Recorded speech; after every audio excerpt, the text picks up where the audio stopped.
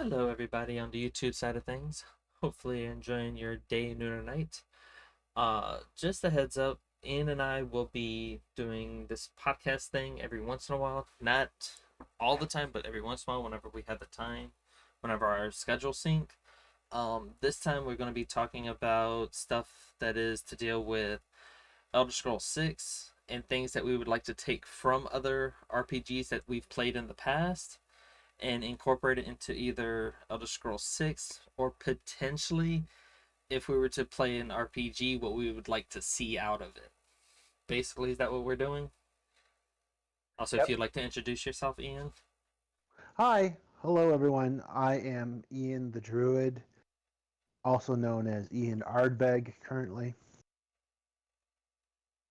I have a small Twitch channel where I occasionally stream, and that's about it. All right. So I guess we could start with like skills that we would like to change or like quote unquote fix, if you will. Yeah. Let's So if I, if I can give us the big one, destruction. destruction magic. Yeah, the near uselessness of it after when you get high enough in levels because it does not scale. Like you can upgrade it a couple of times, but just by 25% each time. And unless you're really good with potions, it, it compared to every other type of combat, it just becomes pathetic. And they just really dropped the ball there, I think. I would As say much as they got right, I think that they kind of failed that on that front. I would say, in my opinion, it drops off about level 20. Like it's really early on that it drops off, and it's not that easy to level up either, because the way they implement it, like flames or like the ones that are concentration spells, they only activate the one time, and that's it. The entire time you're holding it, it gives you no XP, whereas certain mods allowed it. But in base vanilla Skyrim, once you activate it one time, it only gives it to you that one time, unless you stop using it and like kind of like do it in pulses. Then it actually gives you XP. If you don't do it in a pulse way, you don't get XP for it. Also, Skylar Exactly. is saying more destruction as in destructible objects. No, we're referring to the destruction skill tree that you should hopefully be able to see on screen. But I do want to. That's true. I do want to agree with Skylar in terms of a generality that'd be nice to see in the next game. But in terms of the skill tree, yeah, we're trying as of just right now, trying to focus on improving that. But yeah, I agree that it'd be nice to have more destructible objects. Most definitely. I would say at least like the barrels, some of the boxes, maybe not the tables and the chairs, but at least barrels, boxes, chests, being able to, in my opinion, I would like to be able to, in fact, not a lockpick, if I don't use lockpicking, I'd like to use destruction on the lock and just burn the lock off or freeze it off or disintegrate it with electricity. Like, it just kind of makes sense if you think about it. Yeah, I completely agree, and I think that a lot, the environment should be reactive to the environment and objects should be reactive to your specific element that you're using in the way that, for example, in Whiterun, in the little kind of little streams alongside the, up by the waterfall and the bridge, you can boil the water, but you can't really do that everywhere in the you should be able to boil water, kill fish in the water or any creatures, Within a electrify certain the range at water, least. yeah, freeze the water. And I think it was a mod that allowed you to cook raw meat or There with is. fire. There is. And then if you set a skeever on fire, you should be able to get charred skeever tail. I know they have Because it it's all for like deer. Sorry. I know they have it for like no, certain animals.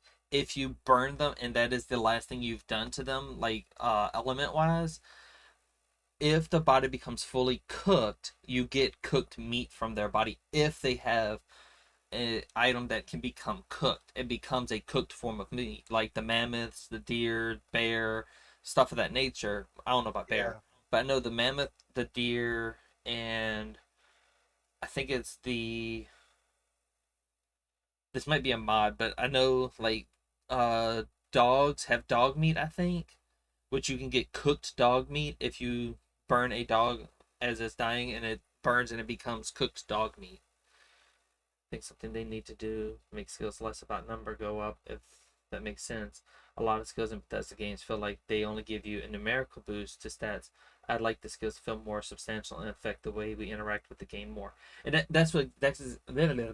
that's exactly what we're saying. That it shouldn't be um oh, you get this number up more, you can do more with this. But like if you say if you were to burn an animal, like say a rabbit, the rabbit haunch.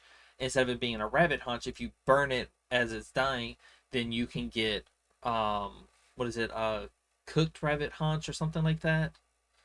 I forget the Something. name of the Yeah. item, but like you can actually get it where it's cooked because you burned it. Yeah, and I completely agree with Jace as well. I think that like Kingdoms of Amalur, when you increase your abilities, you get an evolution Like of muffin their time. powers and what they can do, rather than just a numerical damage boost. That may have gone over my head. Like, what do you mean? You know, when the higher tiers of an ability in Kingdoms of Uh huh. Amalur, it does different things. You unlock the ability to have different effects of your powers do different things. They grow Oh, in terms of what they can do so you rather than mean just being stronger. so you mean like how they did what is it? Where if you use, I think it's like Arctic wind or something, like, or cold wind, you do that. You shoot off like the little ice missiles, but if you charge it, you can do like a blizzard wave or something like that. I forget what it's called. Yeah. Your Where you your charge it and master it does it even a bigger spell or something like that. yeah, you're further the more you master an ability, the more you can do with it, not just like more damage. So yeah, Jace is basically saying, "Oh, also, welcome in, Reptination. I think that's how you pronounce the name. Welcome in. Um, so basically, Jace was saying, um, so like in like you were like also Ian was saying, like in Kingdoms of Amalur, you get certain skills, like you put perk points into the skill tree, and like with, for instance, with the chakrams, which I wish they had chakrams in Elder Scrolls, but anyways, um like with the chakrams you have where you just throw the chakrams normally, you get a certain skill in it, you can charge up the chakrams, and then you get a where the chakrams fly around you in a circle, and then you get another perk into it. You get one where if you're blocking, you can throw your chakrams at the ground and launch yourself back and causing an explosion of whatever element is on your chakrams. And I think another one is if you dodge and use the chakrams, what happens is it causes like a almost like what looks like an atom, and it hits the enemy, and the blades will shoot the enemy up in the air, and it'll cause the blades to go into like an atom formation, how they spin around, hitting the enemy in the air. I'm assuming that's what you're referring to, correct? Yeah, exactly, exactly. It's you can do more various things the better you get with a weapon or a power and ability. Yeah, and yeah, and another thing that I like about Kingdoms of Amalur with abilities is you have to be a certain. I don't know how you would incorporate it into an Elder Scrolls game, but you have to be a certain level of either might, finesse, or magic. So in order to even be able to unlock the mastery of a particular power set, which I know Grim, you also that concept, being a certain level in the game on Skyrim to unlock mastery, or at a minimum, you know, a master of all forms of magic to become the Archmage. Yeah, I kind of want to elaborate a little bit on what you were talking about. So what you were talking about is this one mod where it makes it where you can't be like level 1 and be a master destruction mage. I personally don't see how that's possible that you're level 1 and you're like a master of destruction magic because you got it all the way up to level 100 even though you're still level 1. That's that kind of breaks the immersion for me. For me personally, I feel like Yeah, it should be where you can use up to like you can learn up to like level 30, like a skill 30 at, I think they set it to, on the mod they set it to like level 10, and then I think up to level 20 is up to 40, so on and so forth. And I think with up to, once you get to 40 or 50, you can get 100 across the board basically, like in all skills.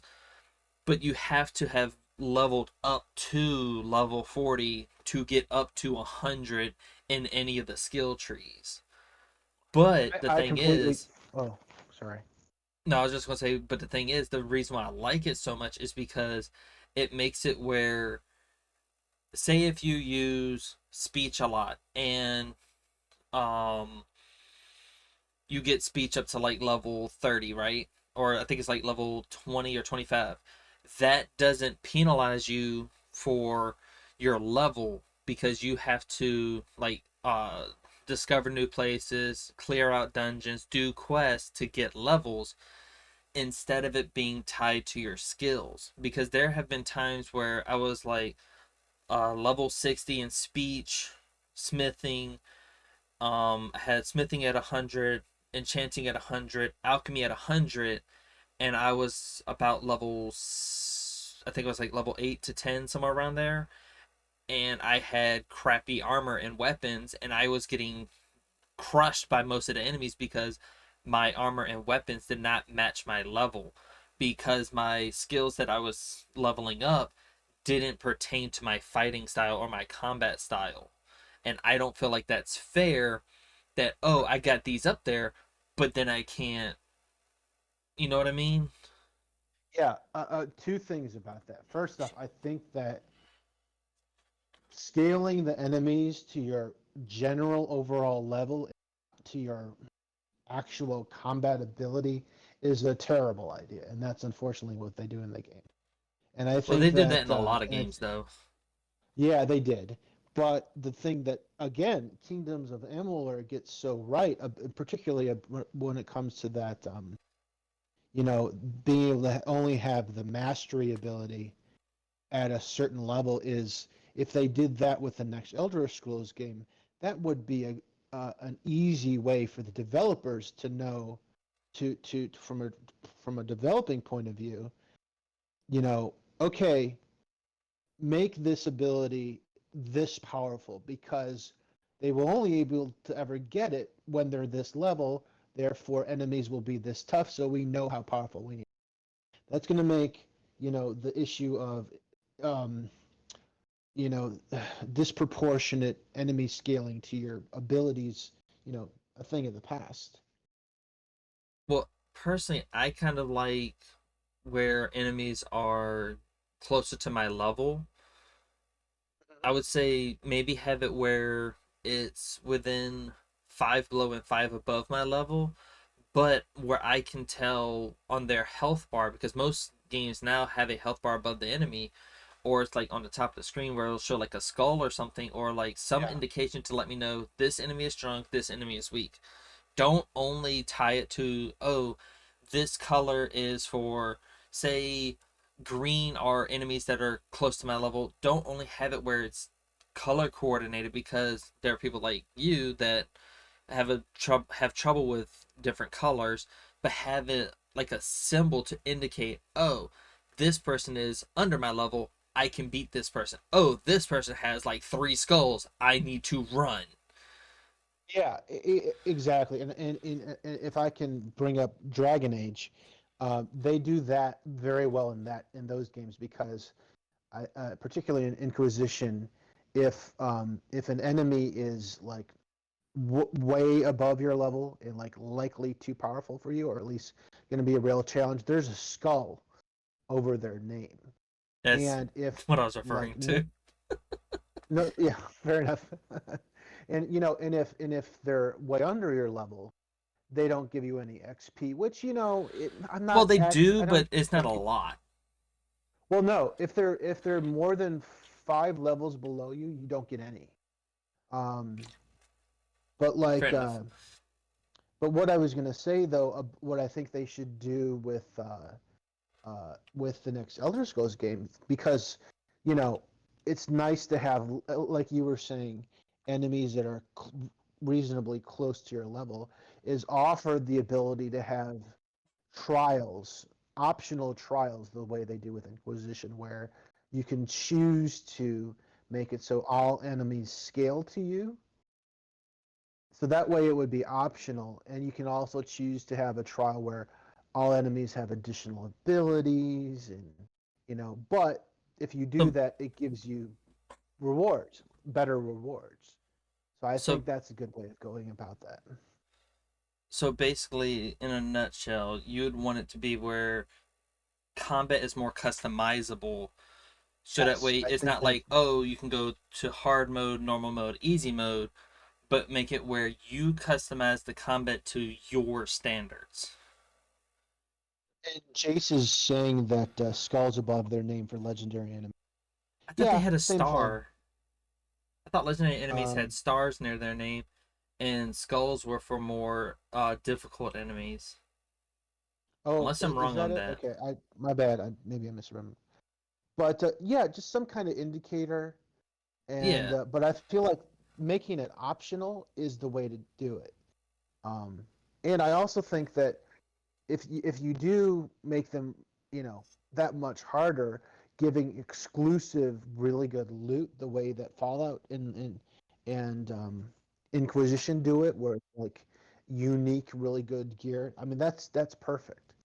I definitely have to agree with the. I'm not 100% sure on the Inquisition part because again I don't have as many hours into it as you do, but like from the Fallout perspective, I do like it where it's like, oh, if you beat this legendary enemy, you get a legendary item. Granted, Yeah. it is R&D on what you get, but at the same time, it's like you're getting a legendary item regardless. The only Yeah, thing and then I wish, sorry, no, you go ahead. Sorry. the only thing I wish is on the legendary items because I have a mod that changes it where I can take the legendary effect off of the item and put it on another item. That's the only thing I would like to be able to do. So like in Skyrim, you have enchanting. You can disenchant the item to get that effect. In Fallout, you can't take a legendary effect off of an item because you can't quote unquote break it down, as in like enchanting, because it is a physical part that is doing the thing that you want it to do. Like if it's going to be fire damage, it is a physical item on the weapon that is causing the fire damage to the bullets. Also, Yeah, the and I legendary get that. I think effects that I being think kind that's of what. random makes multiple playthroughs more interesting and unique. As you're saying?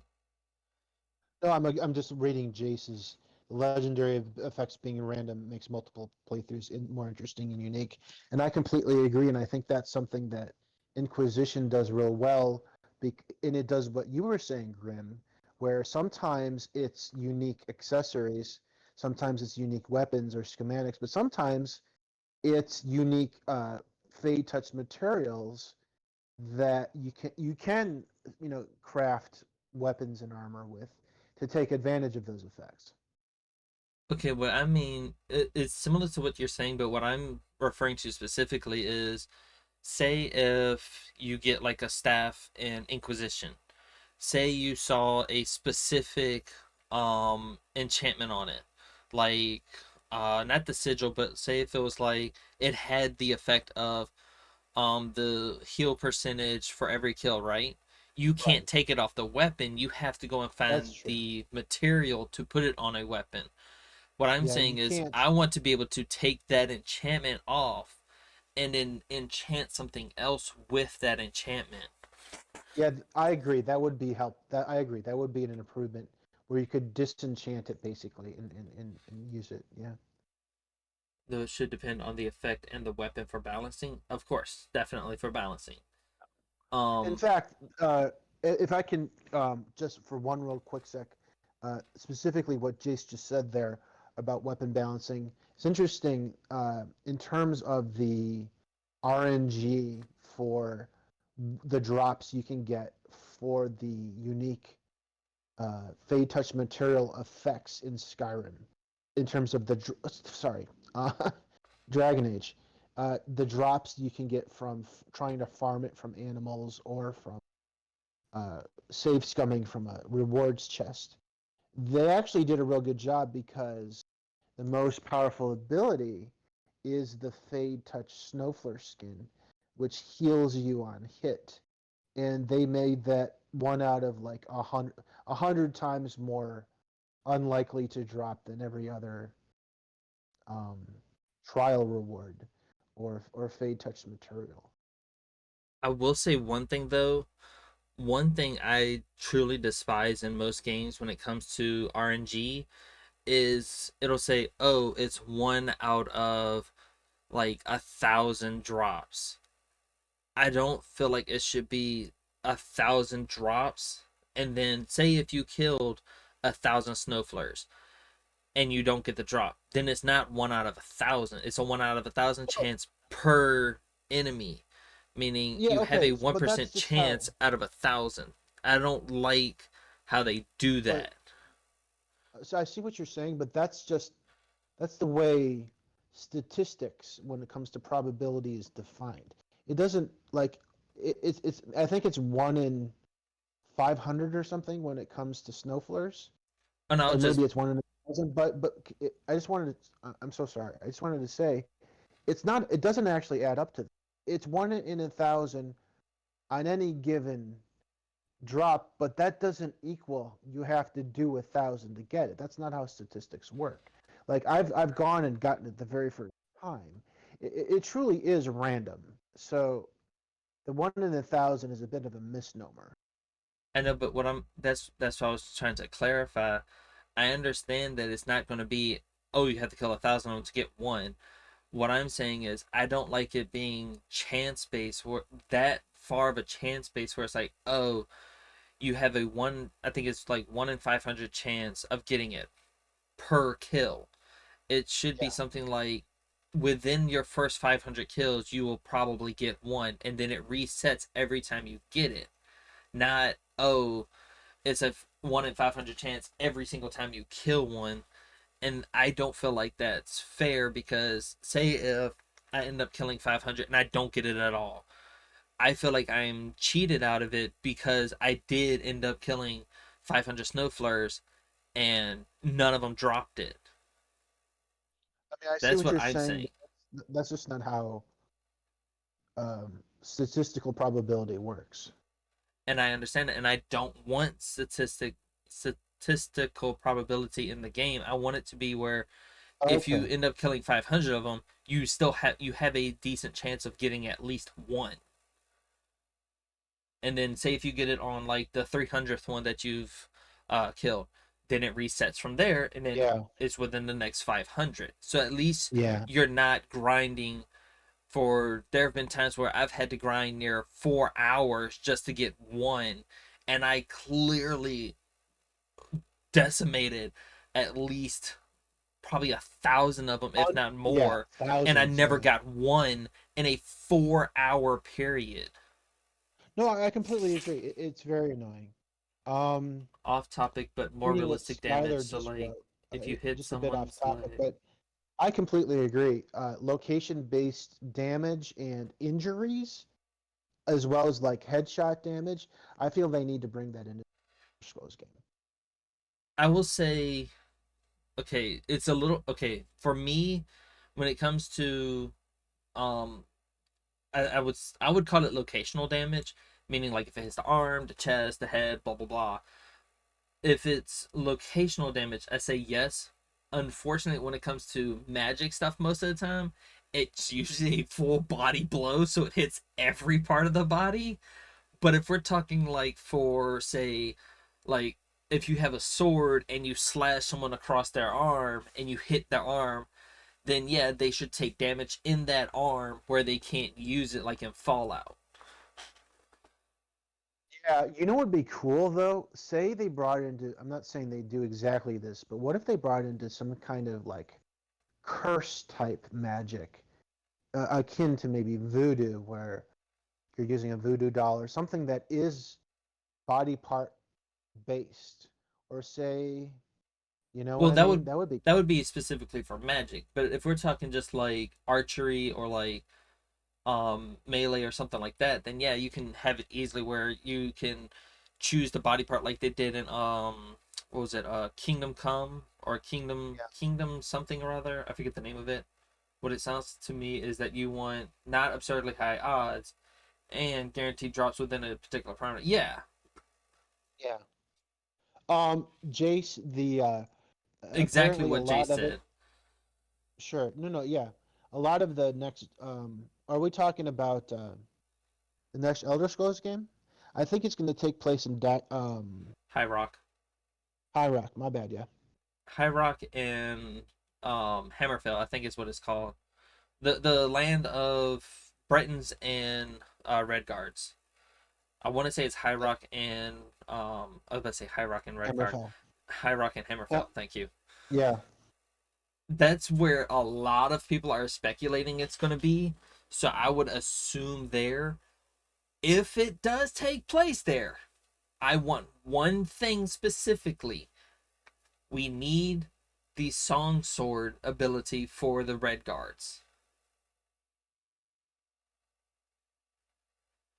I don't know if many people know about that though. remind me about that. The Song Sword skill was where I'm not 100% sure on this. I would have to ask a friend of mine on this, but the Song Sword abilities were basically where they would learn certain dances or certain performative arts and they could use magical weapons to attack for them. Oh, right. You were telling me about that. It's a Um, very interesting thing, and the only thing I would like is instead of it being, oh, you're the Dragonborn, you're the chosen one. I don't want to be the Dragonborn, but I want it to be where each race has their own special ability. Like Red Guards have sword singing. Um, Say if you play an Argonian, you have a higher toxicity for your poisons, or so on and so forth. I wish they would do yeah. something like that where Argonians can spit acid on their weapons and then they have poisonous weapons for a certain percentage of time. I think go back to the idea of you're just some sap around there that gets to go on this adventure. Exactly. Like, I don't want to be the chosen one. I don't want to be the one that saves the world. Like, no, Yeah, don't. I don't like that. Just let me go into a game, say, um, don't like throw you right in it from the get go because in Skyrim you're almost thrusted into it as soon as you go to Whiterun. If you're going the vanilla story, you go through Helgen, you follow either Hrothgar or the other dude, and then you go to Riverwood, you go to Whiterun. They say, "Oh, there's a dragon attacking." Oh no, no, you go to talk to I forget his name. Not Captain Voice Acting. Farengar. No, is it Farengar? The court mage? yeah.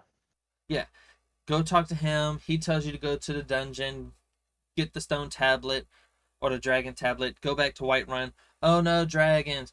Dovahkiin. After you kill the dragon, go see the Greybeards, and you are thrusted literally into the, oh, you're the chosen one, you're to save us, and blah blah blah.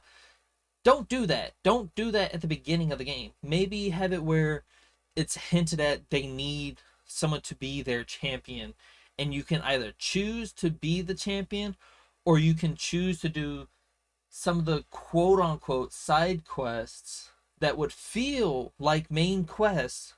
That's another thing when it comes to the quest lines. They need to make them feel more like main quests for the different guilds. Incorporate them into the main quest where Yeah, you actually have a chance sorry. to bump into them. Sorry. The sorry, my bad. The best thing in my opinion about Oblivion was the writing. Because the Dark Brotherhood, Thieves Guild, Mages Guild, they were so much more involved in deep and better writing, and if you got promoted and you got recognized and you went around, like it was so much Who's better number one? You are. than You're number like one. Skyrim Thank you for that. is a wonderful sandbox, but that's almost all it is. It's a mile wide and an inch deep compared to like previous Elder Scrolls games. Well, usually, a little bit off topic. Skylar, usually I redeemed that from my mom. It's just I figured I'd let someone else redeem it this time. The first. But Yeah, yeah, I agree with what you're saying though. It yeah, Skylar. Yeah, it's all good. Most other days we generally leave that for Grimm to redeem it for their mom. But but lately I've been letting other people do it as well if they want to. Um, but yeah, yeah, it's fine. I agree where if you're gonna have the main quest, I know we're getting off the skills and whatnot, but if we're talking main quest line, it should be where, oh, you need to go to this location where this guild happens to be, where you run across one of the guilds, and I think someone is doing a mod for Skyrim right now where they're changing the main quest to incorporate the different guilds to where it makes sense that you are in these guilds. Either you decide to join them, destroy them, decide to become the the listener, the archmage, the harbinger. I'm probably forgetting one. Um, what was it? The one for the thieves guild. What was that one? Guild master, basically. Guildmaster, Nightingale. Nightingale. Kind of like a combo of the two, but where it makes sense that you are these roles because of the main quest. Um, 1 second, my teammate just got blessed. Quit dying on me. One little pet peeve of mine that comes with Bethesda games, especially Skyrim and Fallout 4, a lot of interactions in the role playing element is walk up to the station, press a button, and wait for animation to play. Maybe mess around in a lifeless menu, make the interaction more interesting, more dynamic, more interactive. So, on that, I would say they should maybe look into BioWare and how they did it in um, Mass Effect 1, 2, and 3 specifically, because we don't talk about the last one. Uh, Yeah. but the way they did their interactions was you actually would walk up to the person. You would either talk about stuff, walk over to a table, sit down, have a drink, this, that, and the third. And then you would get up and then you would walk towards the door while you're still talking to the person. Or you'd go around this one building while just talking and whatnot. Hey there, Shota. What's up, Van? For example, in Skyrim, to mine and Orbane, you can both walk up to it and watch a boring animation or attack it, which is so fun. Exactly. I still love that about Kratos doing that. No, I completely agree. Mass Effect. Hold on, hold on, hold on, hold on, hold on. Um, Hold on. The clip is still playing, and it's kind of loud over you.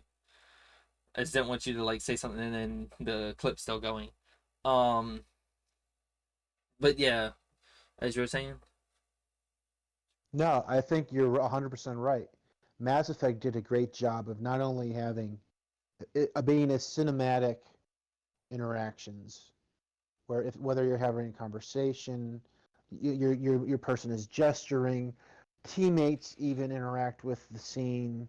There's other contextual, unique animations based on the story that's going on.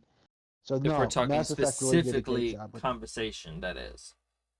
I'm saying when it comes to conversations, yeah, Now, the other thing Jace was saying was about like how you do with pickaxing. With the pickaxe, when you're mining, you can either do the animation or you can stand outside of it and attack it outside of that stupid little animation and you can still get ore from it. One of the mods I have is where for wood chopping, you can go up to a tree and start attacking the tree and you can get firewood from it. And you only get a certain amount from the tree because I think it was so that way you didn't take too much off of the tree so that it was still standing, if that makes sense. But yeah, we're talking to an NPC while a Deathclaw ripped up the town in the background. Uh, yeah. I think that's Skylar. I think that's everyone's got their own opinion. I mean, I think that there's there's good points and bad points about having the world just continue on while you're having a conversation. I personally don't care for it, but I know other people don't mind.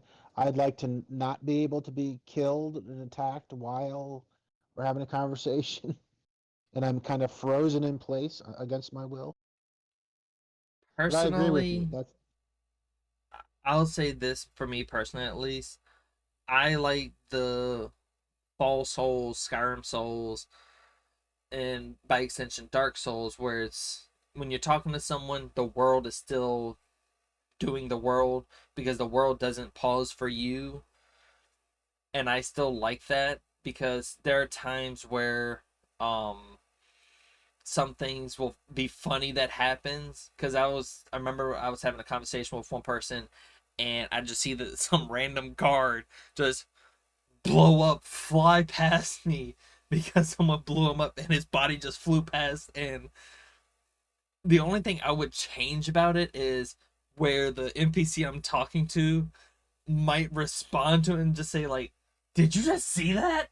Like maybe have them more interacting with the world. Like, "Did you just see that guard fly past?" Maybe have something of that nature happen, so that they can say, maybe they can cut themselves off and be like, "Sorry, there's a death claw in the distance that's charging us. We need to stop having this conversation to deal with that, and then we can talk again." Maybe they can be a bit more immersive with that. Is something I would like personally. I think that makes sense. I agree with that. And even though I don't like dying ever in games, I find it personally very upsetting. One of the interesting things that I do agree with is that you should not be able to pause when you're in a fight and just down however many potions you have in your inventory and Or a instantly thousand be cheese healed. wheels. Like you should like healing should be real time, and I like the idea of healing. Like I don't mind the idea of instant heals Exactly, if you Skylar. have earned the ability to do that. But I do like the idea of potions that heal over time. I would agree with potions healing over time as long as it didn't take too long for the potion to kick in. Because Right. there have been times where it's like, oh, this potion heals 100 HP, but it's going to take you 100 seconds for it to fully heal you. It's going to be 1 health per second. And I'm like, no, I'm good on that. I want something to And, be a and bit more stronger. If I make a strong potion, I want it to be stronger, not, oh, it's going to yeah, take even longer. and that's why there's also spells like fast healing that are instant healing versus concentration spells. I have to change the battery. My controller's about to die. So, Imagine Skylar, pressing that's full actually really jack, funny. Sparrow running away from a death claw got me dying. Exact. That's what I'm saying. To That's like, actually really funny. so like for me personally, I would like it to be theoretically, I would like it to be where if we're in combat, right, and I'm talking to someone, and they'll just kind of like flip out, like, oh shit, there's a group of raiders coming to attack us, or something like that nature. Like in Fallout, you would say like the raiders are attacking the city or your small little community. They put the conversation on pause. You go deal with the raiders. You come back. Excuse me. You come back and then you just finish the conversation, and they'll probably mention something like, "Oh, those raiders were hard," or "There was a lot of raiders that came by. Sorry about that. What were we talking about again?" And then you get back into the conversation. They just look over their shoulder. What the fuck is happening? Dude goes off. Like, I get that, but that's what I'm saying though. Like, maybe have it a bit more quote unquote realistic, like speech and whatnot, because like when it comes to like chatting and whatnot, it should make more sense. I don't feel like the game should pause for you, but I also don't think you should be like not be able to talk to someone. Like if you're in a conversation with someone, it should just like maybe abruptly end the conversation be like, "Oh, we need to deal with this real quick. There's a vampire attacking our village." Like make it a bit more immersive, or should be interactive. Yeah, a bit more interactive. Testing, testing. Grim, just can you hear me? Welcome back. Okay. Welcome back. Okay, great. Thank you. Okay, just fresh battery in my controller. I just want to make sure. So I had a thought. You know what I think would be a good place to start, and then make it, more interactive. But in terms of a scene, when it comes to games, is the very beginning of Kingdoms of Amalur, when you first meet the Fate Weaver. And I know it's not exactly what we're talking about, where and things are going on while you're having a conversation, but it's so many quick back and forth cuts between combat and talking about the situation of the enemies and everything. I think that's, if you were to just combine those a little bit more into one scene that's conversational, enemies attack within the conversation, then you fight them, then back to what you're talking about. I think if you just condense that a little more, that would be a good example of what we're talking. I 100% agree on that. Um, to kind of sort of get back on topic a little bit, Yeah. um, is there anything you wanted to talk more on when it comes to destruction by any chance? Just curious. Well, let's see. Again, I think, destructible, interactive environments. We already talked about where, but I think we could elaborate on that a little more. You know, Mhm. um, One thing I would free like to add on environment. it, huh? Sorry. No, I was gonna say one thing I would like to add on it though is it's dumb how grass doesn't catch fire, or like buildings don't catch Yeah. fire.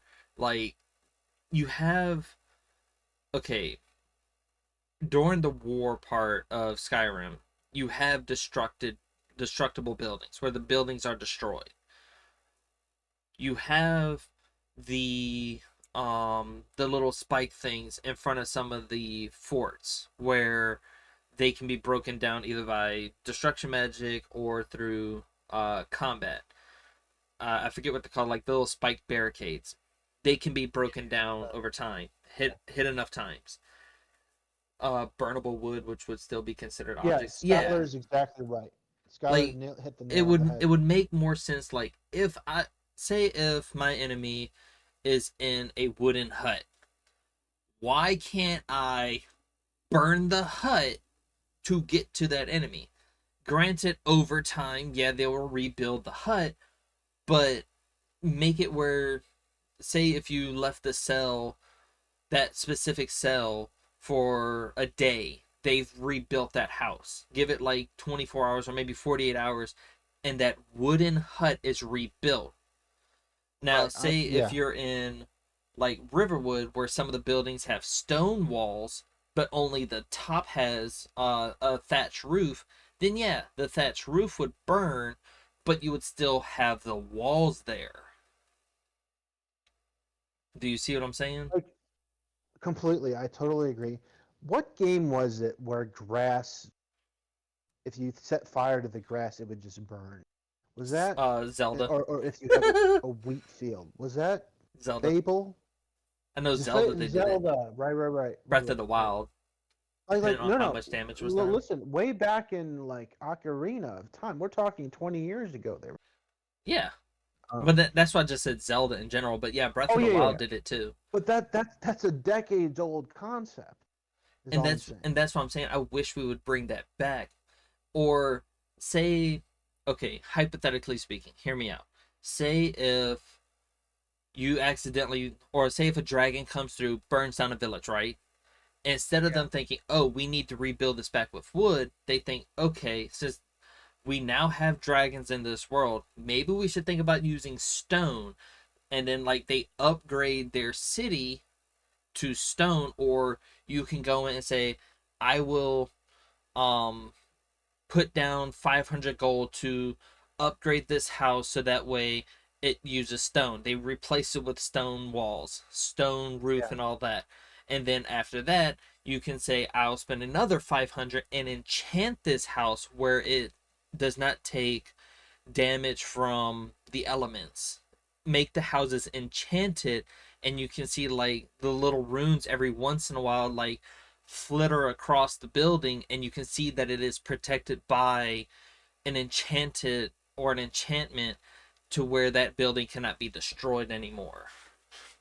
No, I agree with that. And this is just a random thought, but I'd like to see wooden weapons and things like fur armor be destroyable by fire. Within reason, yes. Because then Within reason, yeah.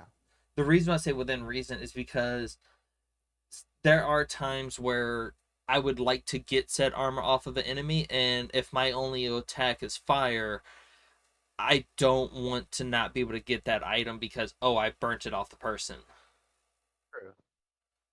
Um, Now, if you were to say if they have on fur clothing or something of that nature and they take 1.5 fire damage, I would agree with that, but where it doesn't destroy the armor, because I hate, loathe with a passion degradation in video games. I oh, fucking hate I degradation completely agree with that. I hate that very, very much. because that's what that I do. sounds like.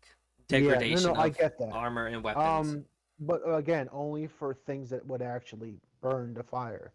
Um, Another thing I was going to say about fire is I feel like it should, uh, um, when you set people on fire, I think they should be afraid of it. Um, Unless they're a I dark think it elf, should. which has, I would True. say, depending upon the enemy, they should react to it. Because dark elves have a Okay, natural 50% resistance to fire. true, true. But what if you hit them or poison them with weakness to fire? Then Well, all then I'm saying yeah, is I would that say yes. fire in a lot of games causes the fear effect, which you can then do other things with, which I think would be cool. Another thing that I want to bring when it comes to destruction is they didn't have it Fear in Dragon factor. Age Inquisition, but in Dragon Age Origins, the first game and then in the second game as well, you could do spell combination for unique different effects, and I think that would be very cool. Say you have, you know, say you So, like have Fable an area. also? Sorry. Kind of like Fable also? Did Because I know Fable do that? In Fable, I think it was 2 and 3, you could combine like the tornado skill and the fire skill to make a fire tornado. Exactly, exactly. For example, you could combine in Dragon Age 1 and 2, you could combine an ice storm with a lightning storm to get Storm of the Century, or you could combine a hex with a death cloud to get sorry, with to get cloud a a very deadly cloud of ongoing damage, or you could combine nightmare horror to get spirit damage, or you could freeze an enemy and use telekinetic crushing prison on them to shatter them. You should be able to freeze an enemy and shatter them. I th- I feel in I see what you're Poison saying. cloud. Yes, I think that was it, Skylar. Good, Like a yeah, toxic cloud. I get it. toxic, similar to that. Yeah. Also, like for example, if you have, and there is a whole bunch of them, you should be able to put out grease fires with ice magic, Or water. um, or well, water doesn't work on a grease. Okay. Well, okay, what I mean is like say what I was getting at with the water is I want them to not only just have fire, ice, and lightning, but give us like maybe water, earth, and wind as well. Give us six elements to deal with. Yeah, yeah, Because like and I they could and I have it think where a grease fire, you could literally rip the air out of that area, and it will instantly put out the fire because you pulled the oxygen out of the fire. yeah, yeah, exactly. And I feel like one thing I wish, the biggest thing I wish they would bring from the Dragon Age series into the Elder Scrolls series is blood magic, because where Wasn't it it in takes from Elder your Scrolls at own. one point? Sorry, Wasn't it in Elder Scrolls at one point? possibly, I don't honestly know, but taking from your own health or that of a willing, willing or unwilling, depending on how evil you are, gives you a huge power up, and yeah, or death magic of some kind. Starting to sound like Avatar: The Last Airbender type shit. Okay, I'm not saying okay, I'm not saying be the Avatar. No. But I want like there's got to be more options than just fire, ice, lightning. Like I want there to be more than just fire, ice, and lightning. Give us like earth at least or like a fourth element because I don't Wind. like only I mean, dealing with three elements. there's wind, there's earth, there's spirit, there's dark, there's light. There could be holy. There could Because be. I like you mean, have intense flames, right? Say you have fire magic and you have earth magic. If you combine those, you get like a lava type magic or something, like a lava yeah, ball or something of that nature. Yeah, and that's what I'm saying to like if you have say if you have fire magic. Fire magic and say lightning magic, which is a subclass to fire. If you have water magic, you have ice magic. If you have instead of it being lightning and fire and ice, it would be fire with a subclass of lightning because you compress fire, you get plasma or lightning. Either one, take your pick. I feel like lightning would make more sense, but if you want plasma, go for it. If you have water, you freeze it, you get ice. And you would have like maybe not wind and earth, but like light and dark as opposing forces to each other. I also think that you know, what you could do is start at the very top when it comes to water, wind, and lightning. Literally start with a storm magic general category, and then specialize into certain, water, lightning, wind, and then later on you can have certain perks or powers, spells, which then meet up and combined, I was to going to do say, various effects. I would say the opposite of what you're saying. Instead of starting out with a combined ability and then it's separating and then recombining, just have it where they all are separate. And say if you go down, say hypothetically speaking, you go down to fire tree, you get lightning. You go down to water tree, you get ice. You can choose to fuse fire and ice to get steam, or like fire and Yeah, water to get steam, lightning and yeah, water to get an electrical water ball to throw at someone, and it wets them and it electrocutes them to do double damage. yeah. I really like that idea. Actually, that's probably a better way of going about it. And then if you become a master, whole, you know, grouping of those abilities, you could be called a storm mage, basically. Well, that's what I was saying. To like, you could have like if you decide to say screw it, I don't want to focus on one, but you want to focus on all three and truly be an archmage type person, then you can get special combination spells if you have certain spells equipped. you can get a specialized skill that combines the two skills into something else. So say if you use water and lightning, you get a spell that is a water lightning spell. You put that in one You hand, call it electrocution, yeah. Or like an no, I completely electro. agree. But Or that's what like I'm say saying. you Like, have, oh, sorry, just give me a sec. Just give me a second. my bad. Say you use water and lightning to make a spell. You put that in one hand. Then you take something like um darkness, and then you take um wind or something from, you get wind from one of the other elements or one of the other trees. You can combine all of that into something like Storm Call, the Dragon Shout Storm Call, where it rains down destruction from the heavens. Because you're incorporating the wind, the lightning, the water, the darkness, all of that into one spell. Wow, yeah, I really like that actually. Like, not only I really like that idea that you could imbue your various shouts Well, with I that. don't want shouts Yeah. though in the next game. I don't want shouts Okay, I because see what you're that's saying. tied to Yeah, Dragonborn. I want it to be sure. where, kind of like in Oblivion, where you had the spell crafting, but where you have to take your own spells and you craft new spells from those old spells that you have to make them much more powerful. But where it Fair doesn't enough. cost money to do it, but where you can just, oh, you want a stronger spell? It's going to cost you more mana. Just point blank, it's going to cost you more mana. It shouldn't I be a also think, money cost to it, in my opinion. I never understood that. well, okay, what I would do is if you're doing it within the confines or the auspices of the Mages Guild, sure, charge money because it's a service. But if you have the equipment and or if you have the knowledge and you're out on your own or you're in your own kind of base, you should be able to do it on your own for free.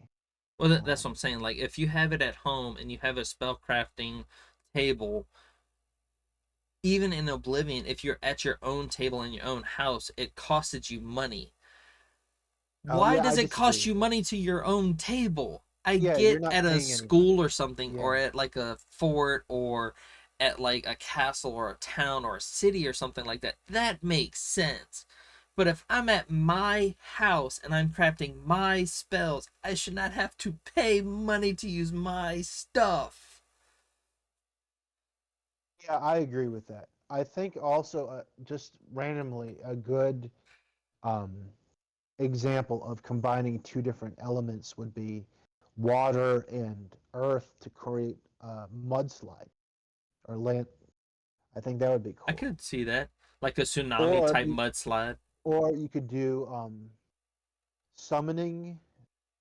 I mean, if they had, say, they had creation magic or chaos magic, or summoning magic, and you combine that with earth, you could make a golem. You could create a golem. I think that would be.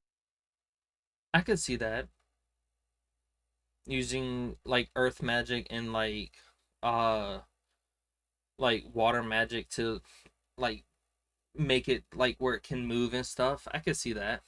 Yeah. I also like the idea of similar to how they do with if you're a vampire and it's obvious people hate you on sight and or something, but make it so that you have you could do blood mage in the way that blood mages are persecuted and hated in a lot of the Dragon Age games, but make it worth it because of how powerful you are. Also, necromancy should also be, I one thing I want to say real quick, I don't like how they say, "Oh, that's dangerous magic you have because you have a flame atronach." No, that shouldn't matter. It should matter where if you have a fucking zombie or a dead thrall with you, sure, that looks like dangerous magic. But having an atronach with you, that, I don't feel like that should be, "Oh, that's some scary magic you have." Shut the fuck up. It's a atronach. I'm sorry. That is the dumbest Also, line I fucking hate the most. It should only be for if you have a zombie type um summon or like a reanimated one or something like that, if you will, that sure. If it's under necromancy, sure. But if it's under conjuration, fuck off. Like, I'm No, I sorry, but completely agree. And the don't say thing you I gotta have tell dangerous you, magic. the thing I hate about using a storm, because the storm atronachs are my favorite summon, along with a very very close second being the Dremora Lord in vanilla at least. The problem with storm atronachs is there's a bug where Welcome in, hey Panda. panda, there's a problem where even if you aren't currently have a storm atronach with you, or even a flame out, you can get permanently locked into them reacting to you. That's dangerous. Keep your distance with that magic, and it's so upsetting. What makes me want to not One use them. second. 1 second.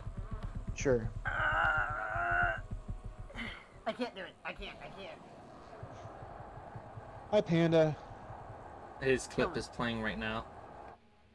My bad. I couldn't do it. I tried so hard. I couldn't do it. I had to give up. I'm just waiting for the clip.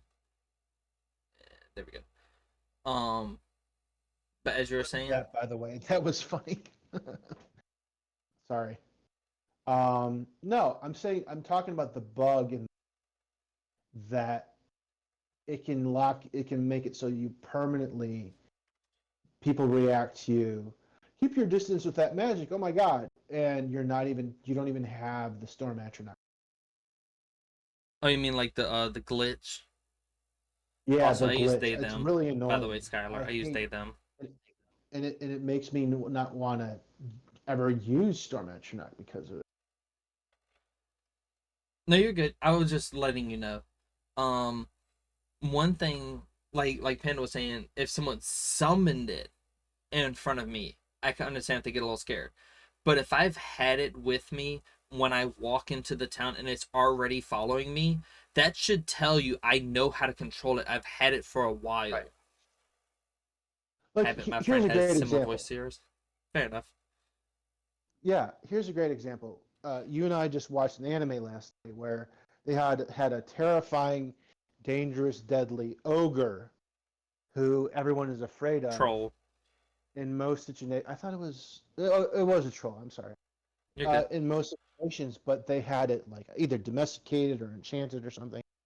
And he's still dangerous if you mess with him, but people at least didn't freak out all over the place when he was in line, you know? Yeah. And that's what I'm saying though, like it should be where if you already have it quote unquote on lock, then they shouldn't be afraid. Now, if I summon it in the middle of town, right? And say if there are vampires are storming the city, like in Whiterun, just for example. You're in Yeah. Whiterun, vampires are attacking the city or dragons attacking the city, and I summon an Atronach and it starts shooting fireballs just left and right. Awesome. Get fucking scared because it's a fucking battlefield. But if I Yeah. walk in with an Atronach just floating behind me and I'm smithing some daggers or a sword or some armor or something, fuck off because I am not using it to attack stuff. It is just there for my protection because I had it previously. Yeah, Like I agree. don't get scared because it's there. Get scared when it starts attacking. Yeah, it should be contextual based on the behavior of the summon. Because Even in the world of Skyrim, I think otherwise, like, Atronachs have a fairly intimidating presence. Not mine. Mine looks kind of sexy. But anyway. because Finis Gestor, the summoning, the conjuration master, even says that the only thing that is frowned upon type of summoning in the general populace, not in the college, is the undead. Beyond that, it shouldn't be scaring people because he literally says it's okay. It's not frowned upon. And that's the other thing I'm referring to because everyone has the ability to summon a Atronach, to summon Yeah. all of these quote unquote magical creatures, if you will. Let's just make it a little bit simple, magical creatures. Yes, everyone has the ability to learn those spells. Then no one should be afraid of it. Now, if I'm rezzing an undead body in front of you, sure, you can fucking freak out. If I walk in with a horde of undead behind me, sure, you can freak out because there's an undead horde behind me. If I have like 2 or 3 undead zombies just following behind me, sure, you can freak out a little bit because I have 2 dead people behind me just walking around. Yeah. By all means, you can get a little freaked out. But if I just have a flame Atronach, or if I have a frost Atronach or a storm Atronach behind me, fuck off, because like anyone can learn those spells. There's no bad side effect to it except they are just floating there or just standing there in the case of the frost Atronach. It is just standing there. Is it attacking anything? No. Is it getting out of the way of people? Yes. Then you can fuck off while I do my shit. Yeah. Just imagining Totally. Markov getting raided by Astronauts. Hey, I like Markarth. It's probably my second favorite.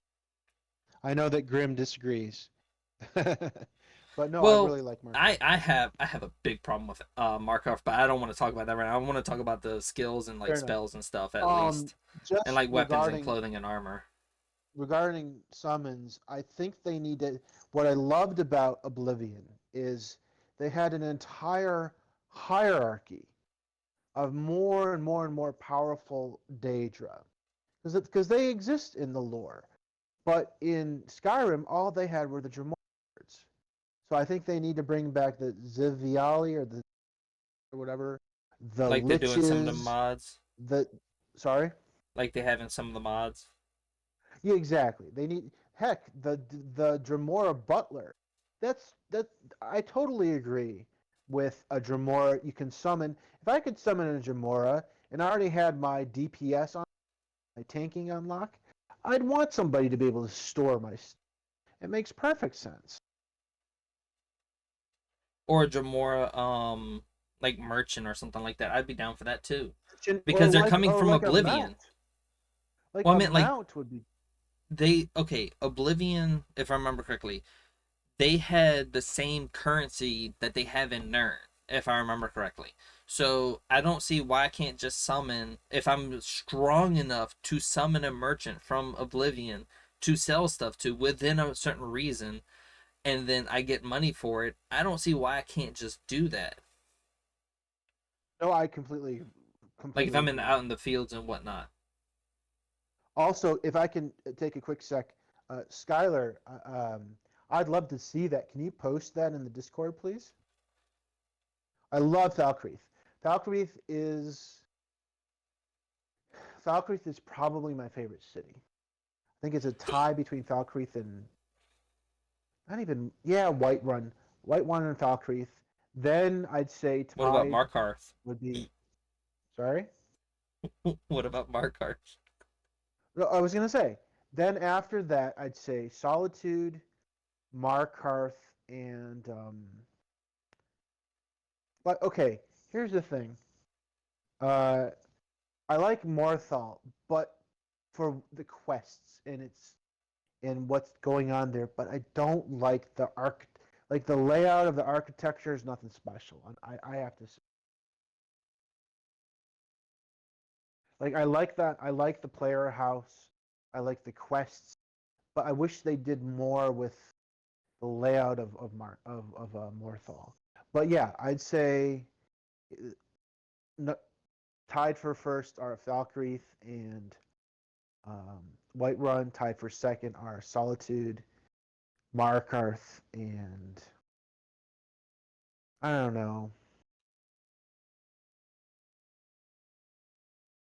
Yeah, Well, those two. to get back on topic, um, also I redeemed the pronouns so that way if people want to say their pronouns, they can. I use they Sure. So I'm them. sorry for getting so off topic too. By the Oh way. no, you're good. You're good. You're good. Um, they gave me a chance to do that though. I use they them pronouns, by the way. I Ian am uses he, him. I am usually he/him. Sometimes it changes. So I would say at least for Ian, ask ahead of time, but majority of the time I would say at least he him though. Hello. Yeah, I'm here. Okay. No, I was just reading what Skylar said. Yeah, cool, Skylar. I am similarly he him unless specified otherwise. Sometimes it changes. Fair. Um, to kind of get back on topic though, when it comes Yeah. to certain skills, um, because I know we've been kind of like bouncing around on Well, topics. can I offer one thought, Grim? Hmm. I think that I don't know how long we've been talking. I think what do you think about the idea of devoting 1 hour per skill tree? I think there's enough material there, um, Well, and that's what I then was doing hoping it to just do today, but we kind of just kept bouncing around topics. no. I mean, we're trying to stick to destruction, but what I mean is, I'm not going to start talking about two-handed or thief Oh today. no, that's what I was saying. Like I wanted to like keep on the subject of destruction Sure, though. sure, that's Um, fine. Yeah, you go ahead then.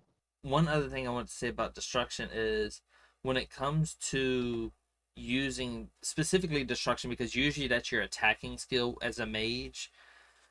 If I am near water or underwater, certain spells should work, certain spells should not work. If I am underwater, I should not be able to cast fire magic. Ice magic within reason, but I should get a debuff on it because I am in the water and I am using cold abilities underwater. There should be a slight debuff to the character.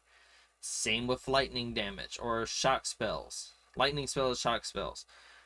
You should get a slight debuff, either take a small percentage of damage, like um if you're using a spell that does 100 damage, you should take like maybe 10 damage, or depending upon whatever your resistance is to shock magic or frost magic, you should take at least for every, I would say for every 10 points of damage that you output, you should take 1 point of damage back. So if you're doing 100 damage, you should take at least 10 damage of it, so on and so forth. Yeah, I very much agree. I think if you use Except um, flames, you can't use fire underwater. But I guess within reason, it is a magical fire. But at the same time, you, what I would say for that, instead of you taking fire damage underwater, it should be where you're only able to output 50% of the damage because you are underwater. I completely agree with that. Also, I would add Also, if you do reduced use range for fire. Sorry. sure, I think that if you no problem. I think that if you use a shock spell underwater, you need to take that 10% damage and also 10% to your magicka because it does drain magicka of enemies. And if you use frost, you need a 10% drop in your speed because it slows enemies. Well, the reason why I'm not saying that is because it's too much of a debuff, and a lot of people would have a complaint of having too many debuffs from it where it wouldn't be worthwhile to even use. Okay, sure, I get that, but I think it's realistic. Um, Like, okay, I get that it is realistic. I'll agree with that. But at the same notion, I know I would probably not play mage if I knew that I would drain my magicka faster using shock spells underwater and taking a magic debuff, being hurt by it underwater. I would rather just pull out a sword or a dagger and start attacking with that. sure. Uh, but which brings up the topic, why did they get rid of Underwater to begin with? Had it in Morrowind and You came in Oblivion. and out on that, just a heads up. Sorry, I was saying, why it was a dumb idea to get rid of combat underwater when they had it in Morrowind and Oblivion. I think they And need to bring that back. you said Morrowind and then you just cut out. Hang on. Testing, testing. I can hear you. Okay, I was saying in Morrowind and Oblivion, there was underwater combat. I don't know why they got rid of it in Skyrim if the slaughterfish can still attack you. Yeah, that didn't make any sense though. Like slaughterfish can attack you underwater, and can't mud crabs also attack you underwater if you're close I enough to don't the think they ground? actually I don't think they actually attack you underwater. No, they I might can. be wrong. No, they can. The other thing is they need to fix the AI. I know this is I'm sorry. They need to fix the AI so villagers and stuff and even dragons don't go crazy trying to kill slaughterfish in like a guy with a mace in a village at the edge of the shore isn't stuck yelling and screaming and trying to hit a slaughterfish that's in the water. So disengage combat within a certain range of the NPC.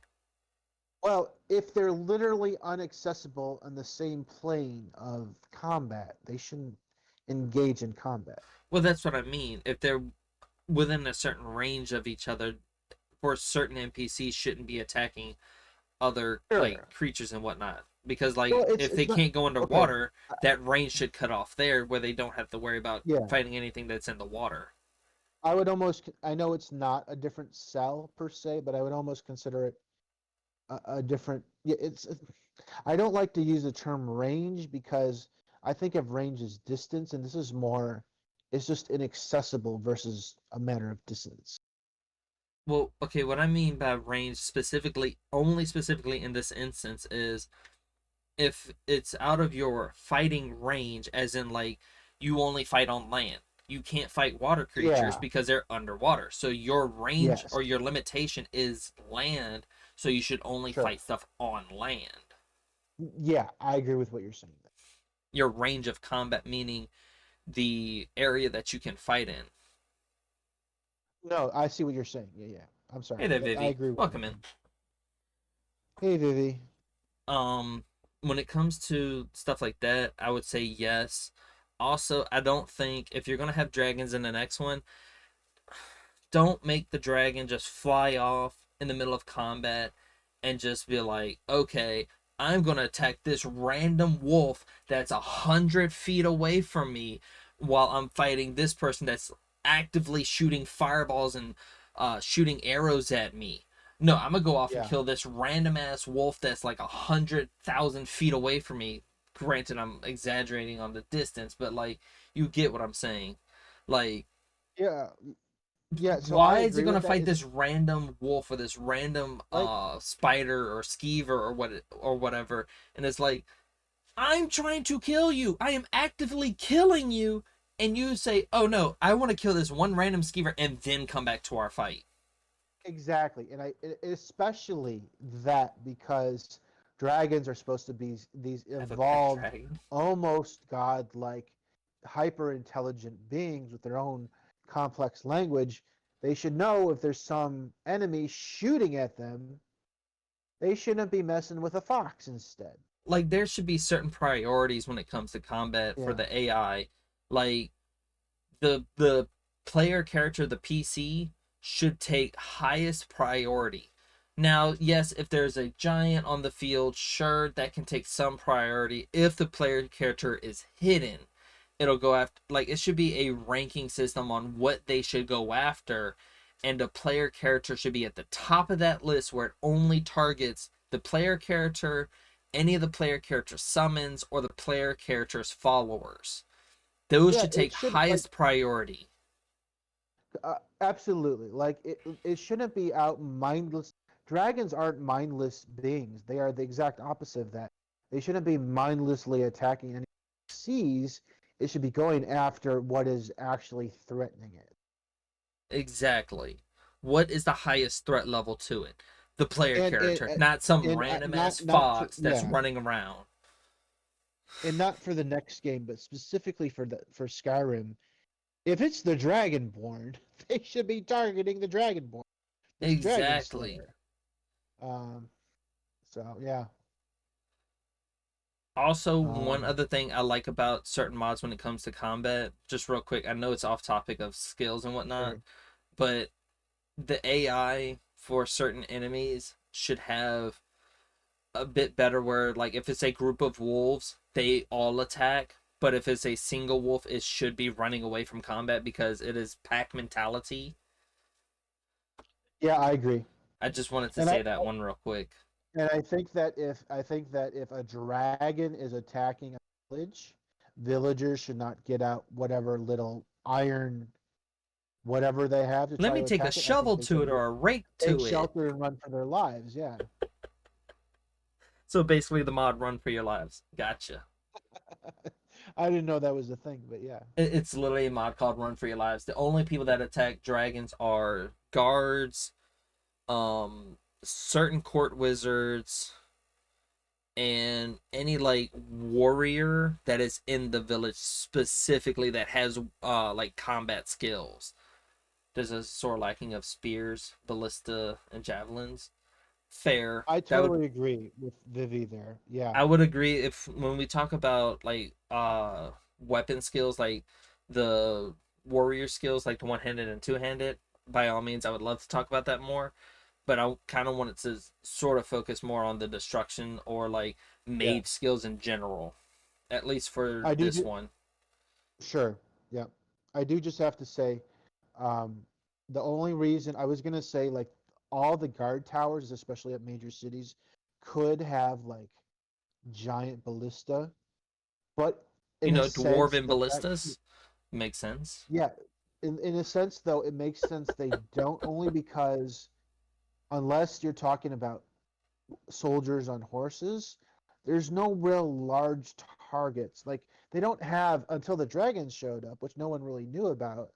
You don't really have aerial enemies. But in general, I agree with it.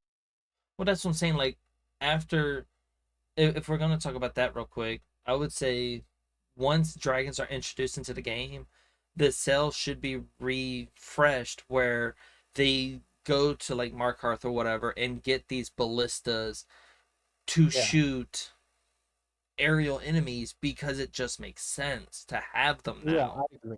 I totally agree with that.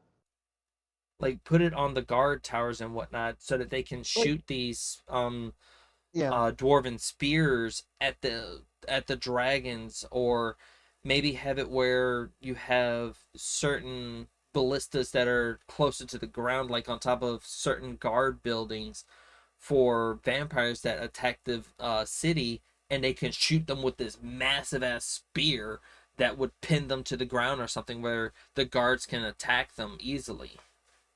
and come to think of it, I know I bet you that at some point, some bandit or somebody, or maybe some very angry giants, got on their mammoths and tried to overrun the city. So yeah, it would make sense to have large, kind of artillery type, ancient medieval weapons. You know what I mean?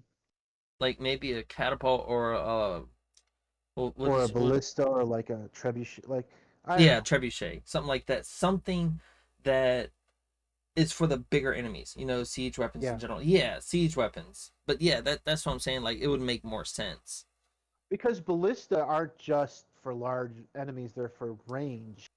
So if you're trying to take out, like, and they don't have to be super accurate. If you're fighting off a massive army, you're gonna hit somebody. So All right, hear me out. If I don't know if anybody has seen um the Fate Stay series, but what's his name? Gilgamesh. He has an ability where he can summon a weapon wall and attack from that weapon wall using different weapons he's acquired over the centuries. What if mages could theoretically summon a form of ballista, not the ballista itself, but the spear that goes into it, and they can use that and launch it at giants or mammoths, or have it where yeah. it's more of a rain of arrows, like magical arrows, to hit a specific area that, say, a group of wolves are trying to attack a specific city. they can Yeah, use no, their magic arrows to launch a wall of arrows at an enemy. also, Collaborative I'm just mage reading. bolt. Yeah, that Uh, too. Vivi is making a fantastic and an excellent point that I completely agree with. Whiterun has a history, a very famous history, with fighting off and capturing a dragon. Hmm. They're out, they're sea level, so to speak, ground level in the middle of the plain, surrounded by giants and elephants currently, as well as a history of fighting off a giant area. If anybody should have those tower mounted defenses, it's Whiterun. Yeah, Or even if it's not like, say, hypothetically speaking, like what she's saying right here, multiple mages pulling mana together to make a giant ice spear or something. Say if you had an orb, hypothetically speaking, you have an orb, you have a bunch of mages pouring their mana into it. You have one mage at the top who's taking that pool of mana, turning it into like a massive fucking ice spear, or yeah. like something of that nature, a massive fucking weapon, and just like unleashing hell on whatever enemy is trying to attack the city, but have them at guard towers, but don't have maybe archers there, but have like mages there. Like have a little, like I've seen it in some medieval like shows and whatnot, where you'll have like the mages at the base of the tower. You'll have like three or four mages there, and then you have one mage at the top that's near this other orb that's connected to each other, and they will draw mana from that orb to do these devastatingly strong spells. Have that, but like around this so-called fortified town, or fortified city or whatever, because yeah, they got walls, but giants throw fucking rocks, like fucking Yeah. boulders. You're telling me a giant can't throw a boulder over that wall? It's like Also, no, I Attack on agree. Titan. Like, what the fuck? You have a Also, wooden gate. You're telling yeah. me a giant can't kick that shit in and just start rampaging?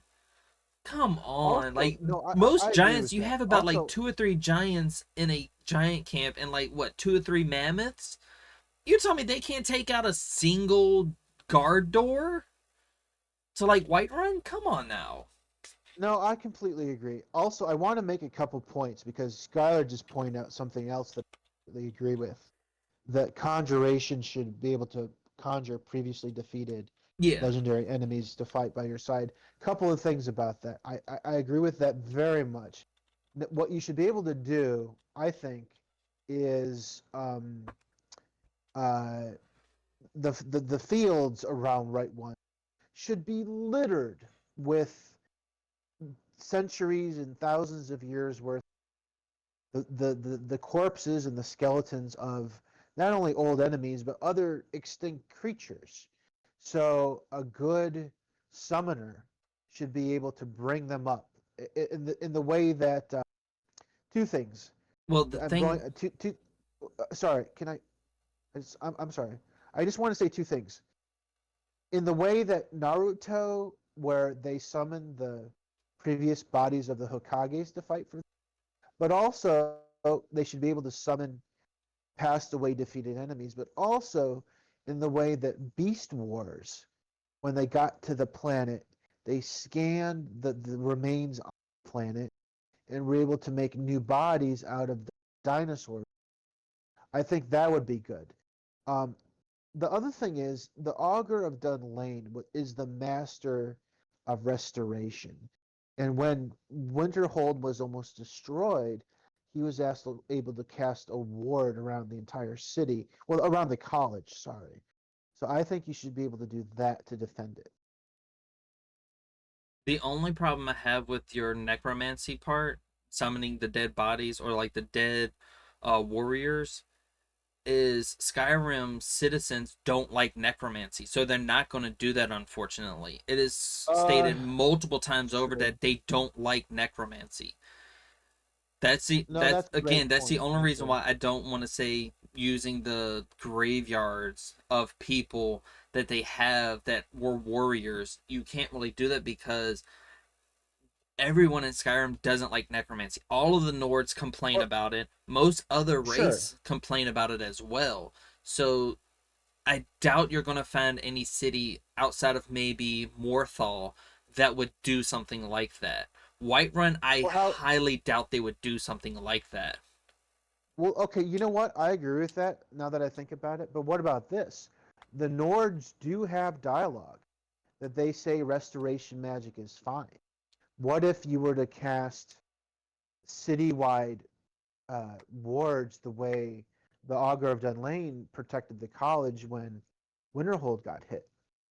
Here's my question to that, though, just real quick.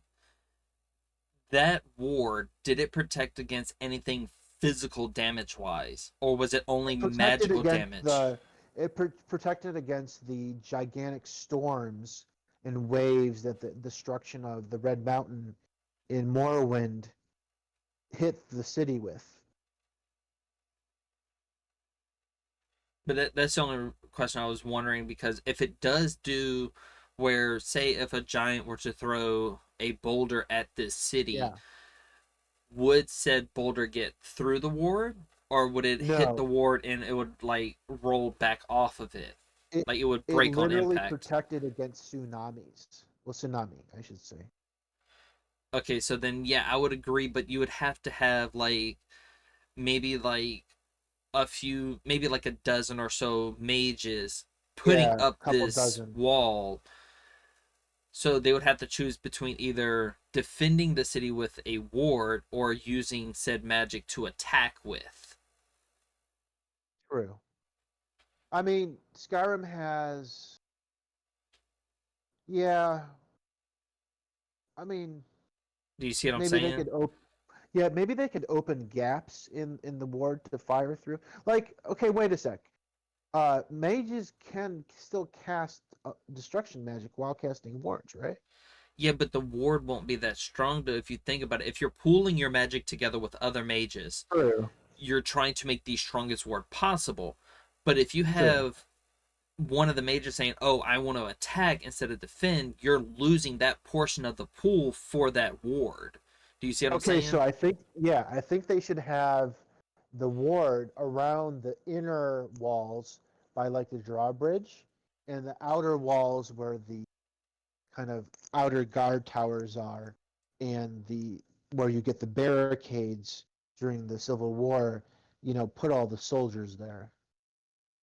Now, I would agree with if you had a ward specifically around the Cloud District, that specific castle, what was it? Dragon's Reach. If you had, say, five or so mages there, and then you had the rest of your mages, maybe about two or three per guard tower, and you have about, I think it's like what, six or seven guard towers around Whiterun, having them attack outward but still keeping the castle where they would usher all of the civilians of the city to go into that castle, one Yeah. centralized location to make it an easier area to defend. Whereas instead of trying to defend the entire city, you're just defending one central location, and you can put less mages there to have a stronger ward for a smaller area. No, I agree. Only one thing though, Nazim has to be on the front lines. I agree with that. Um, but like that's what I'm saying. To like, if they were to do something of that nature, I would love to see them do that in the game, in any like RPG in general for that matter. Be it Yeah. like if it's medieval, of a medieval setting, do something of that nature, where you have uh guard towers using, say, if they don't use magic attacks, but they're summoning massive, if you're fighting giants and you see like a group of mages summon up a massive frost atronach to fight this giant, like you have a 15-foot giant, you now have a 15-foot tall frost thrall that is consistently drawing off the mana of like four or five mages to make it stronger, and it's beating the absolute shit out of this giant. I would love to see that fight. That'd be so awesome. Oh, Scar, no. Everybody hates Nazim. Trust me. Yeah, everybody just says Nazim. Or maybe a Everybody giant hates soul gem or gems used to storm out. Ooh! He is. Hypothetically speaking, I'm kind of piggybacking off of what Vivi said. What if we use a giant, what is it? A grand soul gem, right? Used Yeah. a grand soul gem to power an Atronach so that you can have multiple Atronachs on the field drawing off the power of the grand soul gem. Yeah. Or You better could yet, have like Varlas. a group of mages pour their mana into a grand soul gem, summon an Atronach that is extremely powerful for certain situations, and you see like a frost Atronach or like a few dozen flame Atronachs that are shooting fireballs repeatedly, but they all draw off this one grand soul gem, but is powering say about 4 or 5 flame Atronachs to just constantly berate an enemy of fireballs. Yeah, I think you would need a Wilkins stone or a Varlas stone for that, though. Well, that's what I meant. Like just in general, like having a centralized Yeah, yeah. stone No, no, I agree. for that purpose. I agree. I agree. And Or I think, you know or what? what about the stones that they have in um the one where you go to the Soul Cairn? Those stones that are floating in the air, something Yeah, of yeah, yeah. that size, but like a I think you called it a Welkin stone. There's Wilkins stones and there's Varlas stones. Which one's stronger? The Varlas stones, and then there, well, Canonically stronger. except for the greater, I think it's the greater Wilkins stone is like, I think it's like 5 or 10 times the size. Well, that's what I'm saying. That, Get something like that, have it in the middle of the yeah, city, and mages can draw off that power to summon these massive armies of Atronachs and then have like the soldiers fight alongside them for these massive battles. I would yeah, love to see something like that where they're using like conjuration, destruction, and stuff of that nature for these mages because you don't see too many mages in Skyrim. But in the yeah. cities, you No, see more. you know Oh, what you have a you know what guard they and you should do have too? archers, soldiers that use sword and shield or sword and board, two-handed or archers. That's it. There's no You, mages. I you know want what more they should do mages. too? Yeah. No, I agree with that. You know, like in Mass Effect, when I think it's the third game. Is it the third game or the first game? When the more resources and upgrades you find through your I'd be down for playthrough and tomahawks. through your quest, you can upgrade the abilities of the Normandy. You can upgrade your characters. The more it's the third game. The more powerful and upgrades you get, the more likely you're able to defeat and win the final battle. I think that in Skyrim or the next game, if they do something like we're saying, okay, I'll say, for example, they were to incorporate whatever spells, conjuration, restoration, destruction, you learn, you can then teach to the mages on hand to defend the city. If you find Azura's star, the summons you can get are more powerful. If you find Karstag, you can get that as a summon. You know, if your smithing is good enough that you can make dragon plate or dragon scale, you can equip the soldiers in that. What's up, Sarka? Welcome in. I think that based on your exploits and your own abilities and accomplish and learn, you should then inform how well you're able to defend for the final battle. what do you mean something happened? What do you mean by that, Sarka? Also, throwable weapons I would be down for, but I would like to save that for when we do the warrior skills and stuff like that. Um, What do you I think of my idea? I like the world building idea you're talking about. Um, being able to like teach others to do the same spells that you've learned over time. Also, can we please change the way you learn spells where you don't devour the fucking book? Because at this point, you Yeah. basically eat the book to learn the spell. Because I remember seeing the TikTok about it, and the dude was eating the book and was learning the spell. And it's like, you're not wrong because you get a spell tome, and then the spell tome magically disappears because you learned a spell from it. No, that's not how that works. Like, spell books should be inherently more expensive, but if you were to sell it, it becomes a little bit. It's not as expensive because you've learned a spell from it, so you no longer need the spell tome. Yeah. Now, if you want to donate said spell tome to a specific like city or settlement, like Whiterun or Markarth or so on and so forth, that don't have too much magic, unlike Winterhold. But if you were to do something for like Whiterun or so on and so forth, and you were to do, oh, I know this spell now, I would like to donate it here so that some of your mages can use some of these spells. What happened? Oh. Um, saw the exact same TikTok. Apparently, there are 363 boxes of Warhammer series. Damn. We do not kill people in chat. Ooh. Hot dogs, horseshoes, and hand. The fuck game is that? I gotta look that game up. Hot dogs, horseshoes, and hand grenades. That's an interesting one to say the least. Never heard that one before.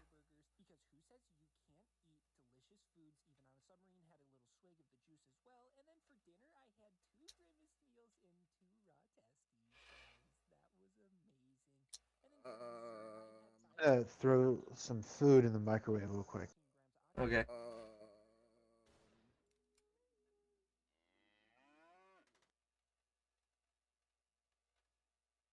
I have no idea what that was about because I couldn't really hear the clip, unfortunately. I'm not sure really what was going on.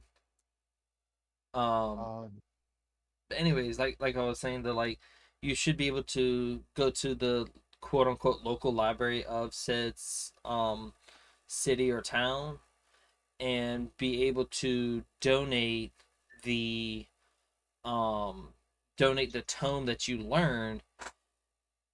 Granted, you won't get money for it, but they will, say hypothetically they were to give you an item that boosted the amount of magicka pool that you have, because it's a way of not having to give you money, but you get like a passive skill that says something like, for instance, for every so many tomes you donate, you can get, as long as it's not a copy of a tome, because people would just buy a bunch of flame tomes and then just turn them in. But like, you have to turn in a different tome to get so many to fill their library up. Kind of like in I think Fable had that thing where you yeah. could donate certain What you things did? and you What you? can, Sorry. well, I meant where you can like donate money or like stuff like that, and you can make the towns better or something like that, if I'm Yeah, not you mistaken. donated books to the school, I think, or the Yeah. school's library. Yes, Also in but you get a real passive quick. skill. Just real Oh, quick, you get a yeah. passive skill where it says, for so many different tomes that you donate, you can get a bonus to your either casting cost is reduced, or like certain tiers of it where the casting cost is reduced, or you get a larger mana pool, or like you get different tiers of it where your first tier cast cost goes down, bigger mana pool, um spells that you use are 10% stronger or last 10% longer, so on and so forth, for every tier, for the number of books you decide to donate to this specific library. And it'll be where, if you donate to all of the cities, you get a massive bonus because you decided to equally spread said power to all of them. Yeah, no, I think that makes perfect sense. It's very similar. Well, it's kind of similar to what they did with Dragon Age Origins, in the sense that when you're at, hang on, okay, Um, when you're at your base camp, depending on the various factions and guilds that you did missions for and got recruited to. You could put in the donation box various categories of items like runes, or magic books, or magic weapons, or gold, or supplies, and it would strengthen uh, that faction's strength when it came to the final battle to fight the Drink water, armies of you evil. dehydrated To the butts. mages that were Thank fighting you for for that, you Lugia. were more powerful, or the warriors had better armor and weapons. So yeah, Everyone hydrate. Um, okay. Vivi was saying, honestly doubt in the universe a magic tome would contain more than one spell because books are hard to make with the tools of that time. It'd be silly to print a book with a single spell. Well, I would agree with that, except for the fact that I think that mages would use magic to make books. They wouldn't literally dip a quill in ink and write it. They could. No, I do agree in one sense, but they could also, use magic to write books, and that would, Well, again, they couldn't probably mass produce them. But you're right. You're right, Vivi. I would say, okay, hypothetically speaking, just hear me out.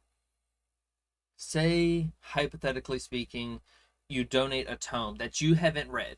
What I'm saying is a tome that you haven't read. This is difficult for me. Alright, I gotta wait for the Why clip did I to go choose over. a hard one? Maybe be able to have brothers or family Yeah. in the game that you can come back to or ask or give things to. I would like to touch on that on a different podcast if possible. Not today though, but I do like that idea.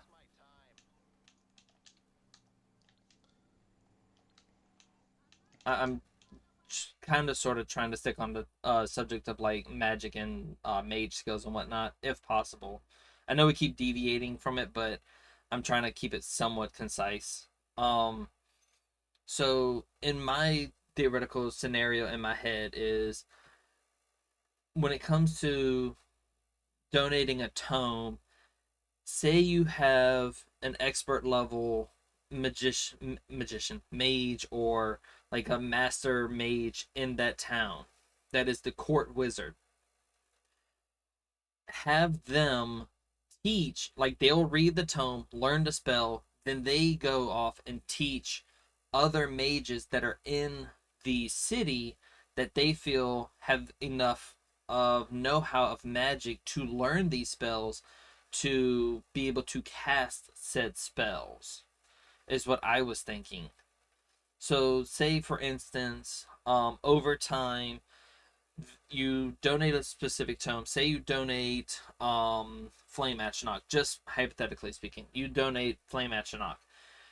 Court Wizard learns the spell from reading the spell tome, learns the spell, and they go and teach the other mages of that city. They go on and find all the mages that are high enough of skill in conjuration and teach them Flame Atronach through practice and training. Yeah. Wait. Wasn't there an That just be anime apprenticing. they Yeah, did basically, you would have an where they did apprentice literally workshop that? where Wasn't there an anime where the OP protagonist came to the head to the teachers, taught them, and then they taught the troops? I know something similar to what you're referring to is in Wise Man's Grandson, where he taught the students in his class how to use their magic better and how to use certain spells. That's true. I think I'm thinking of something slightly else where he taught the instructors and then the instructors students. But yeah, similar concept. But that's what I'm saying. Like, have in these towns an apprenticeship for people who are either they are mages or they would like to become mages or spell swords, and they can learn these spells from the court wizard specifically. They're not learning from a tome. They're learning from the court wizard who you donated the tome to. Yeah. Yeah. No, I agree. That That's would be basically what I'm that makes getting sense. at. So that way they're able to have more mages in cities. Like have it where over time you start to see more mages or more spell swords specifically that are guards, and you'll have mage guards, and then you'll have like more melee guards to help defend cities, the more you pour your resources into it. Say if you make 100 dragon bone swords, you can donate those to the guardhouse, and they will distribute them to any of the spell swords or any of the melee fighters. You'll start seeing guards have dragon bone swords or dragon bone shields or dragon bone armor or whatever ends up being the highest tier of armor in that city. So Yeah. say and it makes sense because say if you do smithing in order to level up your smithing, which I'm kind of branching off into the melee one real quick. Say if you make, or actually to stick to mage skills, say if you found robes, right, that are for the mage guards, and you start making robes that have enchanting of destruction reduction and like stuff of that nature that reduces I'm kind of jealous you ordered a pizza, but I want tacos though. But pizza does sound pretty good right about now. Maybe a cheeseburger pizza would sound really good right about now. But anyways, I'm having 4-cheese pizza hot pockets right now. but anyways, say if you start donating um enchanted clothing to the guardhouse, you'll start seeing guards wear these enchanted clothing walking around the towns, and by extension, if you start enchanting staves, if you start enchanting like certain items that you would see on mages, maybe chakrams, if we can get fucking chakrams in Elder Scrolls, you start seeing guards with chakrams, staves, scepters, wands, what have you, whatever weapon you want to give them that has magical means. You start seeing the guards wear these items around the city if you donate them to the guardhouse, and by extension weapons and armor, which I would like to talk about that when we do warrior stuff. But I would Sure. like to see more world building when it comes to magic stuff, because Skyrim had shit on magic unless you were in Winterhold. That was the only place you ever fucking Yeah. saw magic, and it pissed me Yeah. off. Yeah. Which Outside of the makes no fucking sense. court wizard, you're telling me not Yeah. a single guard at all didn't want to learn any form of magic. I find that highly improbable because Yeah, especially because only 200 years prior, in Oblivion, every single major town. Well, again, that was Cyrodiil, but in Cyrodiil had a mages guild branch. okay, why doesn't Falkreath have mages? They're right on the border of Yeah, Cyrodiil. exactly. I have no idea. Riften, Like they're that's, right near the fucking vampire killers. Why don't they have more people there that are vampire killers? Make it make yeah. sense. The ocean is Also, kind of soup though. speaking of magic, they need to bring They need to bring what? tonal. The You cut out. That's the why I was asking. What Dwemer, did you the say? dwarven magic. The tonal. It's not. It's although I think it's science. It's not actually magic. But yeah. Um. I know what you're talking about. The tonal weapons and stuff of that nature. Yeah. I would classify that under smithing per se No, because it's I not would really too. magic. It's more science based, and I Sure. would say that's more that's I would say that's closer to like Fallout because it's more science based. But I get what you're saying. It's kind of a mix between magic and warrior It's almost because you like are Asgardian imbuing magic in the weapons. MCU, where. Oh, sorry. All I was gonna say was because I have the tonal blades in my Skyrim, it makes sense because you have to have a gem, a soul gem in it to make it stronger. And if you use, I think they start off with like a petty soul gem, and you can work your way up to a grand soul gem, at least in Skyrim for the mod.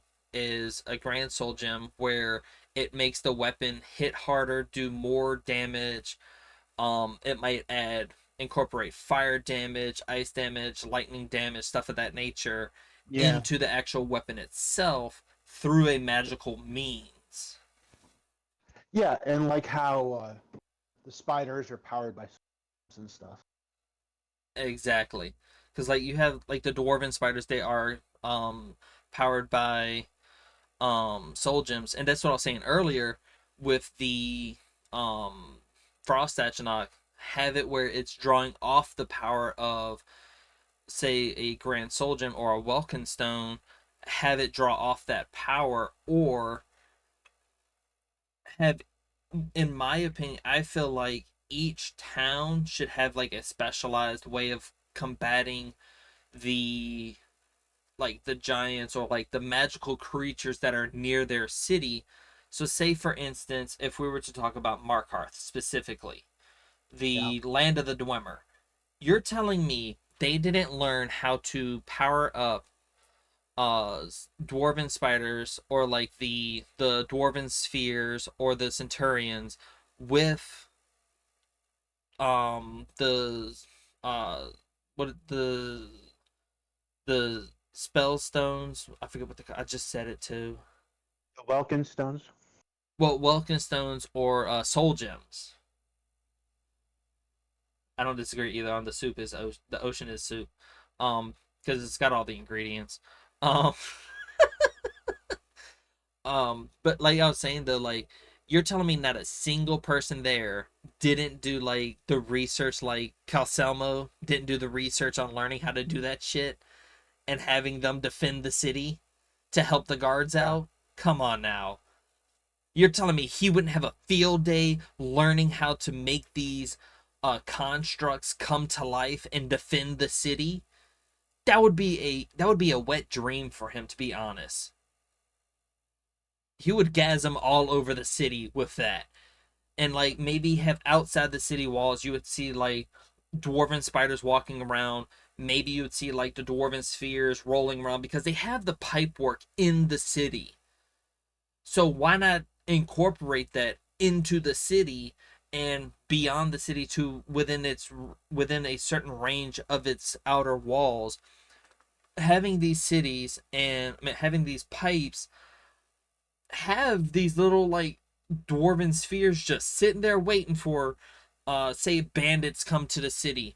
You just start seeing like a swarm of these little spheres come out and just Yeah. and then start And I feel stabbing like the dwarvens, like I mean the bandits. Like, come on now, that would be and I feel so fucking amazing for yeah, Markarth. And in order to and I do agree. that, say you start donating what is it, the dwarven steel stuff, the dwarven ingots or whatever, so they can make these things. And like Nice pet dragon. I feel like give me just give me just a sec.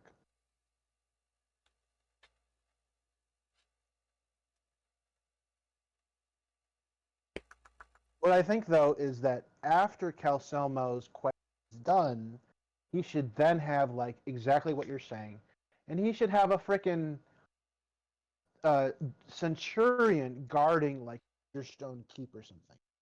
Or have two of them guard the front entrance. Like as soon as you walk in that big area, you're telling me you can't have like two of them just sitting there like in resting animation, and the guards would like flip a switch, both of them come to life and they charge forward and they provide support for these two centurion guardians. Come on now. Yeah, And it would like it would hell, actually he build he into the should world have building. he should send 3 centurions Or out dwarven after spheres. Nime rather than trying to get you to do it. And or dwarven spheres, or have an Yeah. assortment of them specifically guarding um what was it called, Undersad Keep, is that what it's By the called? way, under Stone Keep, yeah. Under Stone Keep. What I thought it, no, I said Undersad Keep. But Under Stone you Keep. know what's funny is But do you know how the to train your dragon? I think is what Ian was trying to say. that's what I meant to say. Yeah, I'm sorry. based off the movie and the books and whatnot. But in my opinion, I feel like that would be easily mid to end game because there have been playthroughs I've had where I've had millions of septums, vast quantities of ingredients that I have no use for. Like Yeah. I would have thousands of dragon bones and scales and whatnot, leather strips, leather, this, that, and the third. I would have thousands upon thousands of it and nothing to do with it except for either sell it or drop it off on the random side of the road and hope that the cell resets to get rid of it for me. And it's like, why can't we donate some of the stuff to these cities to upgrade the cities? It would make more sense to do that. Like No, I completely agree. if I want to The- give staves to this specific city because that's what they're asking for. They're asking for staves because they don't have as much magical means, so they want more magic there. Or Markcraft, they said, "Oh, we need more dwarven ingots." You start looking for dwarven ingots, you start giving them that, or dwarven parts that are in the miscellaneous section. You give them a bunch of that, and they start building effectively robots out of it. And you know what else? So yeah, along those lines, because when I have too many supplies and I nothing to, I just start building houses. They need to have an entire town you can build. You do the Hearthfire stuff, but for a whole freaking city, if nothing else, Oh so no, that that's what I'm saying, but I don't want to limit it to one city. I want you to be able to go to any city and go to the Jarl, and the Jarl will say, "We'll talk to my steward. They have a list of things that they need or want for the city to upgrade it." And you can upgrade every city in that game. Not just one, but you can do it for all of them to make them more yeah, defendable, add more NPCs into the world because they've proven that you can do it even on the shitty cryo engine. They've proven it with mods that you can easily do this. yeah, Like we're not talking about mods, we're talking about what we would like in Elder Scrolls 6 to be able to incorporate like world building through like either magic or like the warrior skill tree or the thief skill tree. Like for me personally, I would love to see more mages because guards constantly fucking say, "Conjure me up a warm bed," or "Conjure me up this," or "Conjure me up that," or "My dull blade can barely cut butter. I would like my sword to be enchanted." Bitch, go ask one of the fucking mages that are in your guild of guards. Ask one of them to do it because they have the know-how instead of constantly berating me with that stupid fucking line. That's why I feel like they should have mage guards to help other mages to enchant their stuff, to enchant their armor. Or if they don't do that, say you donate a armor piece that's like, "Oh, it does it boosts your two-handed by 20 points or 40 points so they can be more deadly with a two-handed weapon." Fuck it, let me yeah. do It that. makes it makes zero It sense nipped my that finger. none of the guards are mages. Like especially in like Not Valkyrie, even in Northfall, even like Solitude, you know? Whiterun pisses me off the most because there's not a single mage guard in Whiterun.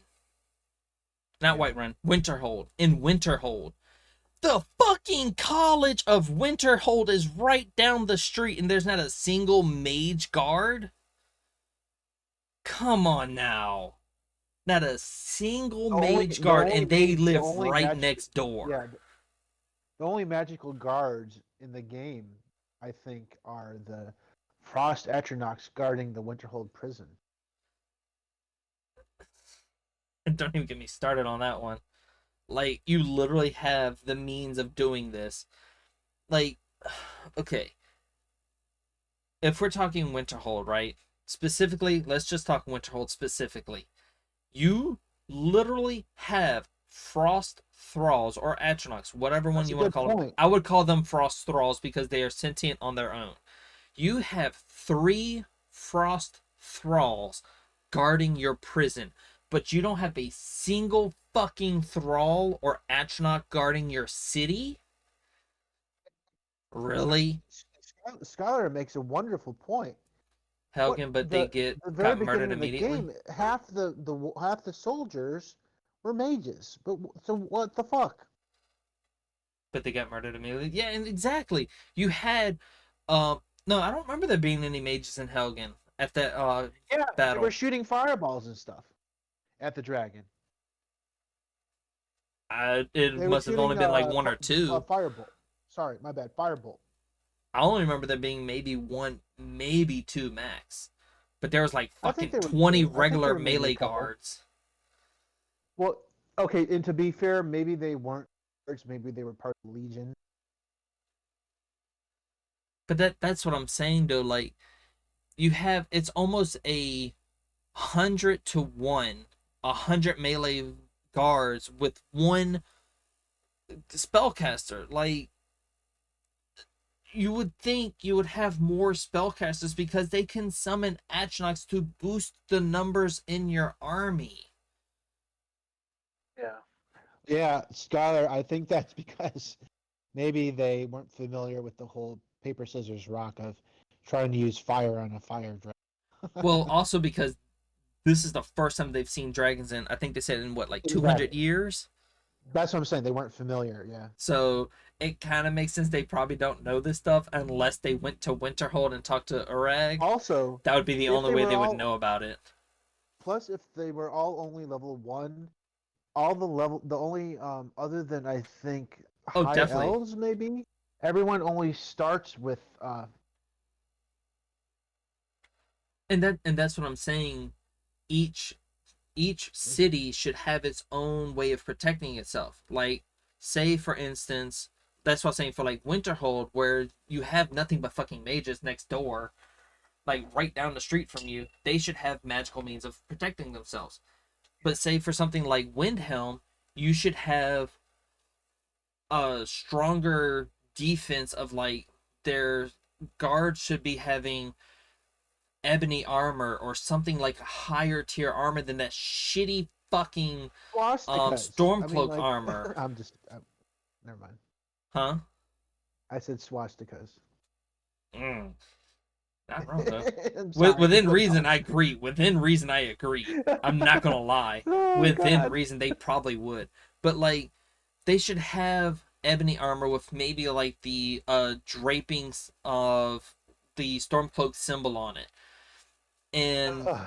in my opinion, I feel like Windhelm should have maybe like more armored dogs, armored trolls, stuff of that nature, and have their guards fully decked out in high tier level armors because they don't want to deal with magic. It's not enchanted.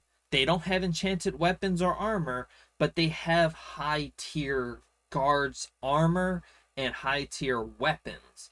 Maybe like not what is it? Ebony weapons and armor, or if they can't do ebony, then maybe give them like steel plate and steel weapons instead of that crappy shitty armor that they currently have, because Yeah. I think ebony Which armor is the blood of the gods, so it would make sense that they would want something like that to say that, oh, we were able to kill gods, so that's what the ebony armor is. Or like the flesh no, of ebony I ebony agree armor with is that the on flesh of that. like gods, Yeah, and I when they agree. incorporate the I'm sorry. Daedra's I heart just into can't it, they get get past the Daedra armor. whole. I sorry. I was you cutting out on my end a little bit. I'm sorry. I just can't get past the whole white power thing that a lot of the Wilhelm want. Nord Yeah, power, not white power. Nord power.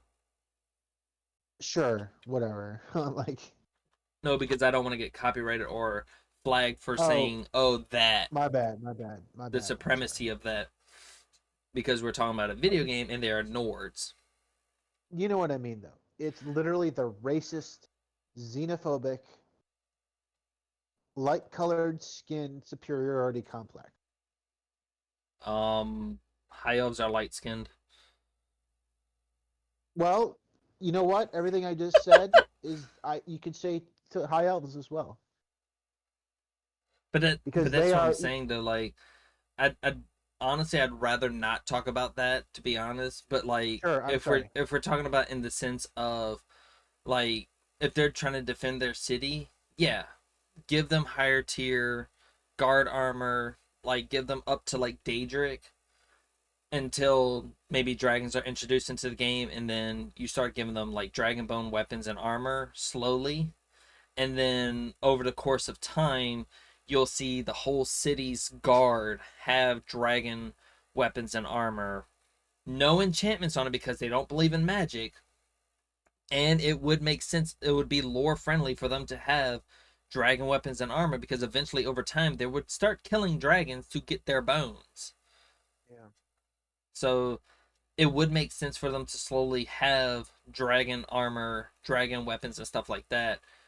And say, for instance, for Riften, you would see them having more holy based weapons because they're constantly dealing with vampire threats because of um what is the name of the tower where the Dawn Guard are,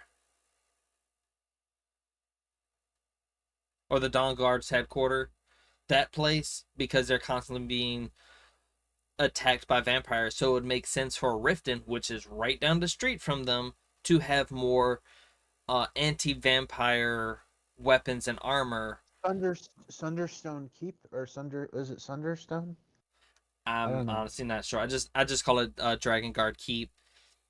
Mm. Dawnstar, not Dawnstar. What is it? No, Understone Keep is in Markarth. We're talking about the one, I know the the one near vampire Rift and one. Dawn Guard. I know it's Dawn Yeah, Guard, but I I can't remember the forget name what of the it's keep. called. But I'm gonna just call There's it Dawn Guard Understone. Keep, Yeah. where Riften is right next door to it. They should have more anti-vampire countermeasures because they're closer to the threat of vampires. Also, they should have enlisted. Well, they don't know, but really Nocturnal and the Dayspring Nightingales. Canyon. I didn't know that. Dayspring Canyon. Thank you. I didn't think about that But though. Why yeah, didn't Dawn Guard get like a pact with Meridia, or like have a Meridia statue or something in their keep? It gotta make or sense. Nocturnal, like Nocturnal. Hell, if they had Nocturnal's luck, get the Nightingales in there. Oh I no, mean, no not one really no. knows it. Meridia makes more sense because she literally uses sun magic. Yeah, Their whole stick yeah, is sun magic to Get burn away Meridia to vampires. get Meridia to bug everybody, to yell at everybody with about the her stone, and then give them all Dawnbreakers. Like it, like make the world building make sense. Like, if you're gonna give, like, maybe make it where you can get sun spells from Riften. You get, like, if you're mainly going for a mage, you would never almost visit Windhelm unless it's story based. You would never visit it because they don't have magic, they don't have enchantments, they don't do anything with it. And maybe make it where they don't have a Grey Quarter because they don't want to fucking live there. Maybe have them move out and have the Argonians fucking leave too. Other than to talk to Aventus Aretino, there was zero. I think there's maybe one other reason, but other than that, I can't think of any reason to go to. Wolfrun the Yeah, Unliving. I was thinking about that. That never made sense I to me was either. also Why you thinking have a about court mage the in a blood place on the. that hates mages? Yeah. Well, the other thing is, I was thinking about And not to the. mention he does necromancy, which they hate that even more. So how the fuck does he Well, still live here's the there? thing: the blood on the ice quest gives you the Necromancer amulet, which is a good amulet. But in Oblivion, it was God tier, the same amulet. I never But the understood problem that with Blood about on the Ice is, Wolfrun the even Unliving. with, sorry, I just have to say this, whether it's vanilla unpatched with the special with the unofficial patch or heavily modded, I have literally never been Blood on the Ice to get the house there, just for the You hell cut of it. out midway through that. You said, I've never, and then Blood on the Ice. Whatever was I've in never between been them. able to complete Blood on the Ice. It is Oh. so bugged that I've never been able to complete ever. 12 years playing that. Mods, no mods, patches. I've never been able to complete Blood on the Ice. One thing I want to say because Vivi brought it up, Wolfram the Unliving has a double whammy against him. One, he does magic, everybody hates magic. Two, he does necromancy, everybody in there hates necromancy. So they doubly hate him for being there. And it's like, why is he still living there? Why are the gray quarters a thing? Because there shouldn't be any mages or any elves living there. Why the fuck would they still live there when they know they are being persecuted and being belittled and being treated as less than a human, when they could easily just fucking move somewhere anywhere else in all of Skyrim? Why do they choose to live there in those conditions? Why do the Argonians live there? That water is fucking freezing. They can't deal with, they are lizards living in cold water areas. If Yeah. you don't take your ass to fucking Riften or Falkreath or Marthal, not Marthal, what is it? Markarth, if they don't move to any one of those three places that are in a warmer region, they are fucking stupid. Or the marshlands of Morthal. And it's a Yeah, fucking no, marsh. Let the fucking Argonians live there. It's a marsh. It is a literal fucking marshland.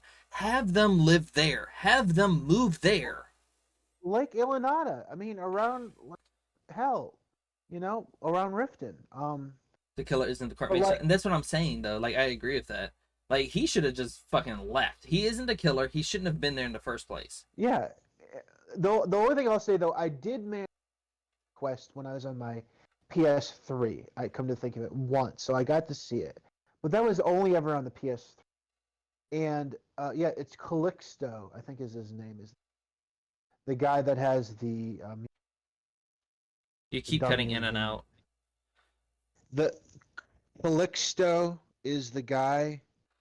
I think his name, the guy that has the stupid museum.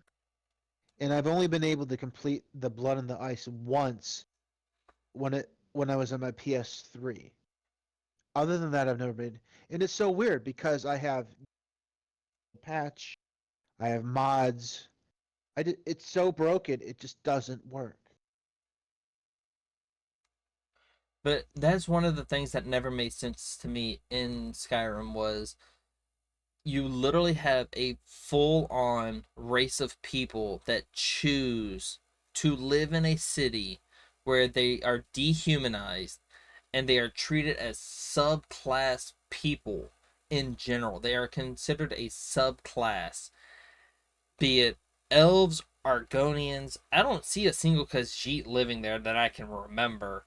The only Khajiit that I've ever seen near there is because of one of the Creation Club things where he will spawn outside of Windhelm for the I think it's the Daedric plate armor, where it's the light armor for the Daedric armor. That is the only Khajiit that I have ever seen near that city. Yeah, they're not allowed in. Khajiits don't You live know what? there. Argonians should not live there. Elves should not be there. Because they should have learned by now that they are going to be treated less than a second class citizen. They should have been left, in my opinion. I agree. I'm gonna reconnect on my phone because I don't like that I keep cutting out. Okay. Okay. Um, but that's one of the things that kind of irk me about the game when it comes to the, I guess you call them the denizens of Skyrim. They should have them in a more lore friendly area. If you know you're going to be treated less than, you should not be living there. Now, if we're talking like defending certain cities, Windhelm should have no magic because they don't believe in it. Winter, what is it? Not Winterhold should have nothing but mages there because they are a magic city because they have the College of Winterhold right next door. Anti-vampire should be in Riften. Falkreath should have lots of necromancy because they are known for their dead shit. They'd better off becoming a caravan than staying in Windhelm. Exactly. That's what I'm saying, though. Like, they could move anywhere they wanted to. But, like, for Falkreath, they should have some necromancy. Their whole shtick is the undead. Just point blank. Their whole shtick is the undead. Markarth, they should have dwarven forms of guards, and the dwarven like centurions, spiders, spheres, anything else. Maybe have dwarven armor there for their guards. Um, Solitude, they should have like a bit of a mix because they don't mind having elves there. They don't mind having anybody there living there. So they should have a mix of both. Not to mention they live in the mountains. They should have long range attacks for the most part because they live on a fucking mountaintop, and they should have the ability to fire off ballistas from the top of their buildings and magic from the top of their buildings. And their entire city should just be long range, if not only long range, because they should specialize in ranged attacks because of their situation. Now, for Morthal, because it's the swamps, they should have like more of the like poison damage, stuff of that nature. It'd be nice to see some Nords getting karmic backlash in Elder Scrolls 6. Fuck yes. Yes, yes, yes. Very much yes. Very much yes. Now I think it's called Morthal is the one that's the swamp area. They should have more poison based damage, like damage over time, because they are literally surrounded by swamps. And if they had more Argonians living there, because again, this is swamplands we're talking about, so they should have more poison based defenses and attacks, where they attack with more poison based stuff, and they use the swamps, the swamp lands to their advantage, where most enemies can't traverse the swamplands unless they're on solid land, where Argonians can go in the water or on land, and they could easily wipe out most bandits that come too close. Pretty sure Redguards and Bretons are super chill with Khajiit and Argonians, but fuck the Thalmor.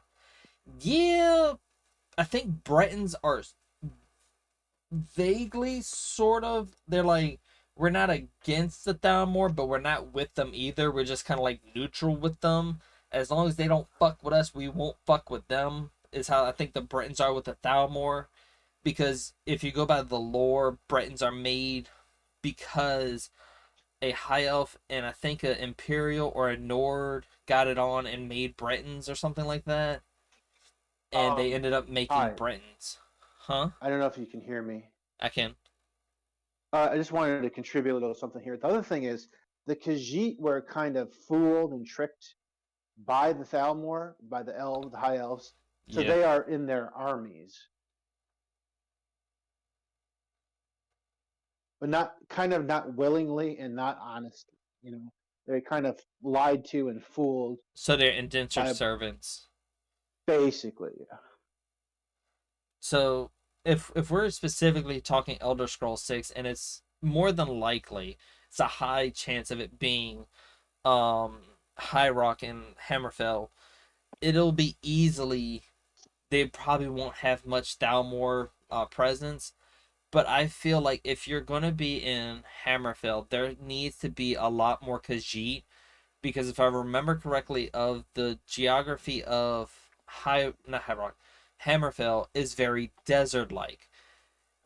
Elsewhere is very desert-like. So I Yeah. don't see why Redguards and Khajiit aren't going to be in the same area. I don't see why not. And if, again, correct me if I'm wrong, High Rock has plenty of mountains, but it also has plenty of wetlands, and that whole ocean, or that whole that not ocean, that whole river, bay, whatever you want to call it. I'm not 100% sure on the terminology for it specifically, but that water system that's in between High Rock and Hammerfell, have Argonians living in that area where it's water. Iliac Bay, yeah. That's what I said, a bay or like river, I wasn't sure. But Iliac Bay, have Argonians live there. It makes sense. They are water people. Let them live near the fucking water. It's warm water. They won't fucking die from hypothermia like they would in Windhelm. Let them live in the water areas. Also, the other thing that I really, really, really, really want to see in terms of lore and world building is with Argonians and Khajiit is further actually showing us like for example with Khajiit, they're so intrinsically linked to the Hist. We need to see more of those abilities in The that Khajiit? relationship. No, sorry, the Argonians. You And threw then me with off the for a second. I was Khajiit, like, the Khajiit are the no, moons. I'm talking two separate things here. Sorry. The Khajiit, the Argonians with the Hist, and with the Khajiit, the moons, and then how they determine what overall shape and size you are as a Khajiit when you're born, because they can have freaking giant, berserker Khajiit, or they can have house Domestic cat cats. sized Khajiit, or they can have um, you know, Sakuna and Master, yeah. mounts. They can have four-legged mount Khajiit, and I wish that they would do more with that in the next game. I think they will because of where Hammerfell is, and it's next door to um Elseworld. No, was it Elsewhere. Elsewhere? Not Elseworld. Elsewhere. I'm thinking of Guardians of the Galaxy. Elsewhere, where it's like they're right next Yeah. door to Elsewhere. So I feel like there's Also- going to be more Khajiit. If there's not more Khajiit, I'm going to be fucking pissed off. But they need to Yeah, have more Khajiit. They need to, because there's Khajiit, in my opinion, have the best and most fleshed out lore of any race in the game, in the franchise. Because even when the elves first came to, the ancient elves first came to this area of Tamriel, The Snow like Elves. in like 10,000 years ago, 15,000 years ago, The there Snow were the Elves. proto Khajiit running around the shore, which the snow elves, document and say they are the natives. Yes, more marriageable Khajiit. Yes, absolutely. I would say more marriageable options in general. Yeah. Because, like, there's no Argonian you can marry. There's no Khajiit you can Which is marry. so stupid. I wanted to marry Darkethis so bad. And like and just Jizargo, like, yeah. Okay, let me ask you this. Name a Khajiit follower aside from Jizargo. That's not That I mod. can think of in vanilla, I can't Mm-hmm. think of one. Other than Inigo, That's what I which I said. know I'm not saying. Non-mods, no mods. I know, Vanilla I know. I Skyrim. can't think of one in vanilla, and I can only think of one in one Argonian. And that's what I'm saying. You literally have one option for a Khajiit who is a mage, which I have no problem with, but then you only have one Argonian that you can have as a follower, and neither one of them are marriageable. Also, you need to have beast race children that you can adopt. That's another thing that kind of pissed me off. Okay, in Skyrim, there were very few beast race in general, just in general, unless you went to specific cities that had them in it. Whiterun, name one. I can't even think I of one, won't hold my honestly. breath because there aren't any. I know for a fact there's none in That's Whiterun. so stupid. Okay, let's look at Markarth. None. There are none. There are no Khajiit, yeah. and there are no Argonians that live there. Frick, you're right. You're right about that. Except for visiting the caravans. I'll give you caravans. But live there, not a single one. Okay? Let's go to Morthal. The swampland area. Where's the Argonians? Not a single Argonian. Yeah. Not a single Khajiit. Okay. The craziest thing is Solitude has more Argonians than all four of those places I just named combined. Yeah. The craziest thing about that is that I think the city with the most Argonians is the most racist city, and that's Which is Windhelm. it's It's kind of funny in a way that It is literally the fun, one yeah. place that has the most Argonians is the one with the most racist people against Yeah. Argonians. With literally a ban on allowing Khajiit into the city. Okay, Riften. Are there any Argonians there? Yeah, Wajida wants you to give her a health potion so she can get off skooma. The owner and her fiance of the bar. Um, I think maybe also some of the workers at the fishery. I don't know, other That workers. makes sense because it's a waters town. Yeah. Okay, give me a Khajiit that lives there. Uh, I'll wait. wait. Wasn't one of the vendors? Wasn't one of the vendors Khajiit? Nope. You have the two Argonians that live in the B and bar. No Khajiit Yeah. there. Outside of it, again, none of them are Khajiit. None of the Oh, guards. I got one for you. This is kind of a special exception, but the Khajiit that stalks you when you're looking for Esbern. There's a Khajiit that does that. Yeah, when you're looking for Esbern, there's one working for the Thalmor that follows you around. I never knew that. But that's what I'm saying. Like, you literally live in a cold area, but there's no Khajiit that are covered in fur that can Yeah. deal with cold climates because of their fur, and not a single one lives in it. There's slim to none in most of the towns and villages for Khajiit. They have no people that live there outside of the caravans. No, I get that. And I mean you're right about that. And I think though it's funny in a way because they prefer the sand of their litter box homeland and being in the sun Where's of my the snow desert, leopard Khajiit? like most Exactly. cats do. Oh, speaking of what Skylar is saying, I'm kind of like piggybacking off of it. Name an orc that lives in Markarth. Name an orc that lives in Whiterun. Falkreath. Give me an orc for any The of those orcs. places. Okay, they're. I think okay. Which the only ones I can think of. Markarth has Okay, one who's a blacksmith. That's it. yeah, The yeah. smiths in Markarth. Markarth Yeah, has the that's what I'm lady saying. You orc have one. blacksmith. You have one. Um. Markarth has Uh. one. Whiterun has none. You're telling me Hmm. you wouldn't want an orc on the Fighters Guild or the Companions? You wouldn't want a fucking orc who is known to be a berserker? You wouldn't want them part of the Companions to help you fight people? They are Also, can I ask known you something? warriors. Why are there no orcs in the companions? Oh, I didn't know about the husband in Understone Keep. I didn't know about that one. Why I'll are admit, there I didn't know about that one. why are there no orcs specializing in big ass two-handed weapons and heavy armor in the companions? That's what I was saying. You don't have a single orc in the Companions. Even if they're not part of the circle, if they're part of the Companions, you have a dark elf before you have an orc.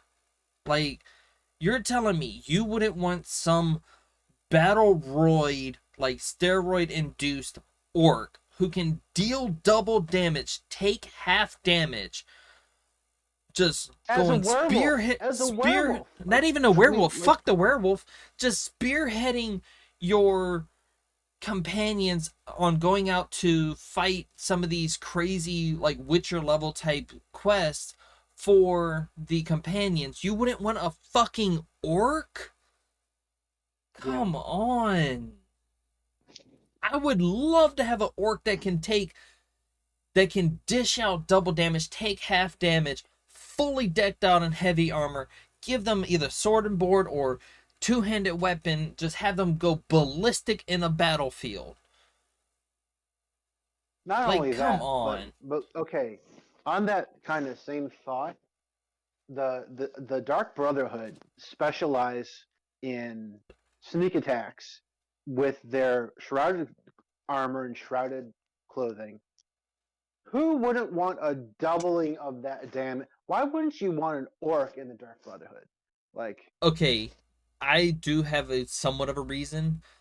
Most orcs are fairly bulky and fairly big. have you If seen you Arnbjorn? The okay, just hear me out. I'm sorry. Look at um the little girl, the vampire girl. She is a little girl. She makes Yeah. sense. Um Look at muscle. I'm not touching that one. Um Even though that's funny and good. Um you look at most of the people in the Dark Brotherhood that are in Skyrim. Because the Argonian. Why isn't there a Khajiit in there for one? But you have the Argonian. He's part of the other guild of assassins. He makes sense. Okay. Now the werewolf you could potentially replace with an orc. That would make sense. You would want at least Yeah. one person being your brawler to just go in and fuck shit up. You have your werewolf Nord for that. That one's covered. If you didn't have him, you could replace him with an orc. It would make sense. You have your magic person who's usually known for like being at a distance and attacking from a distance using magical means. That makes sense for a Dark Brotherhood. But usually you don't want to have too many people that are supposed to be assassins who fight in the dark to just be roided out warriors. It doesn't make sense in my opinion.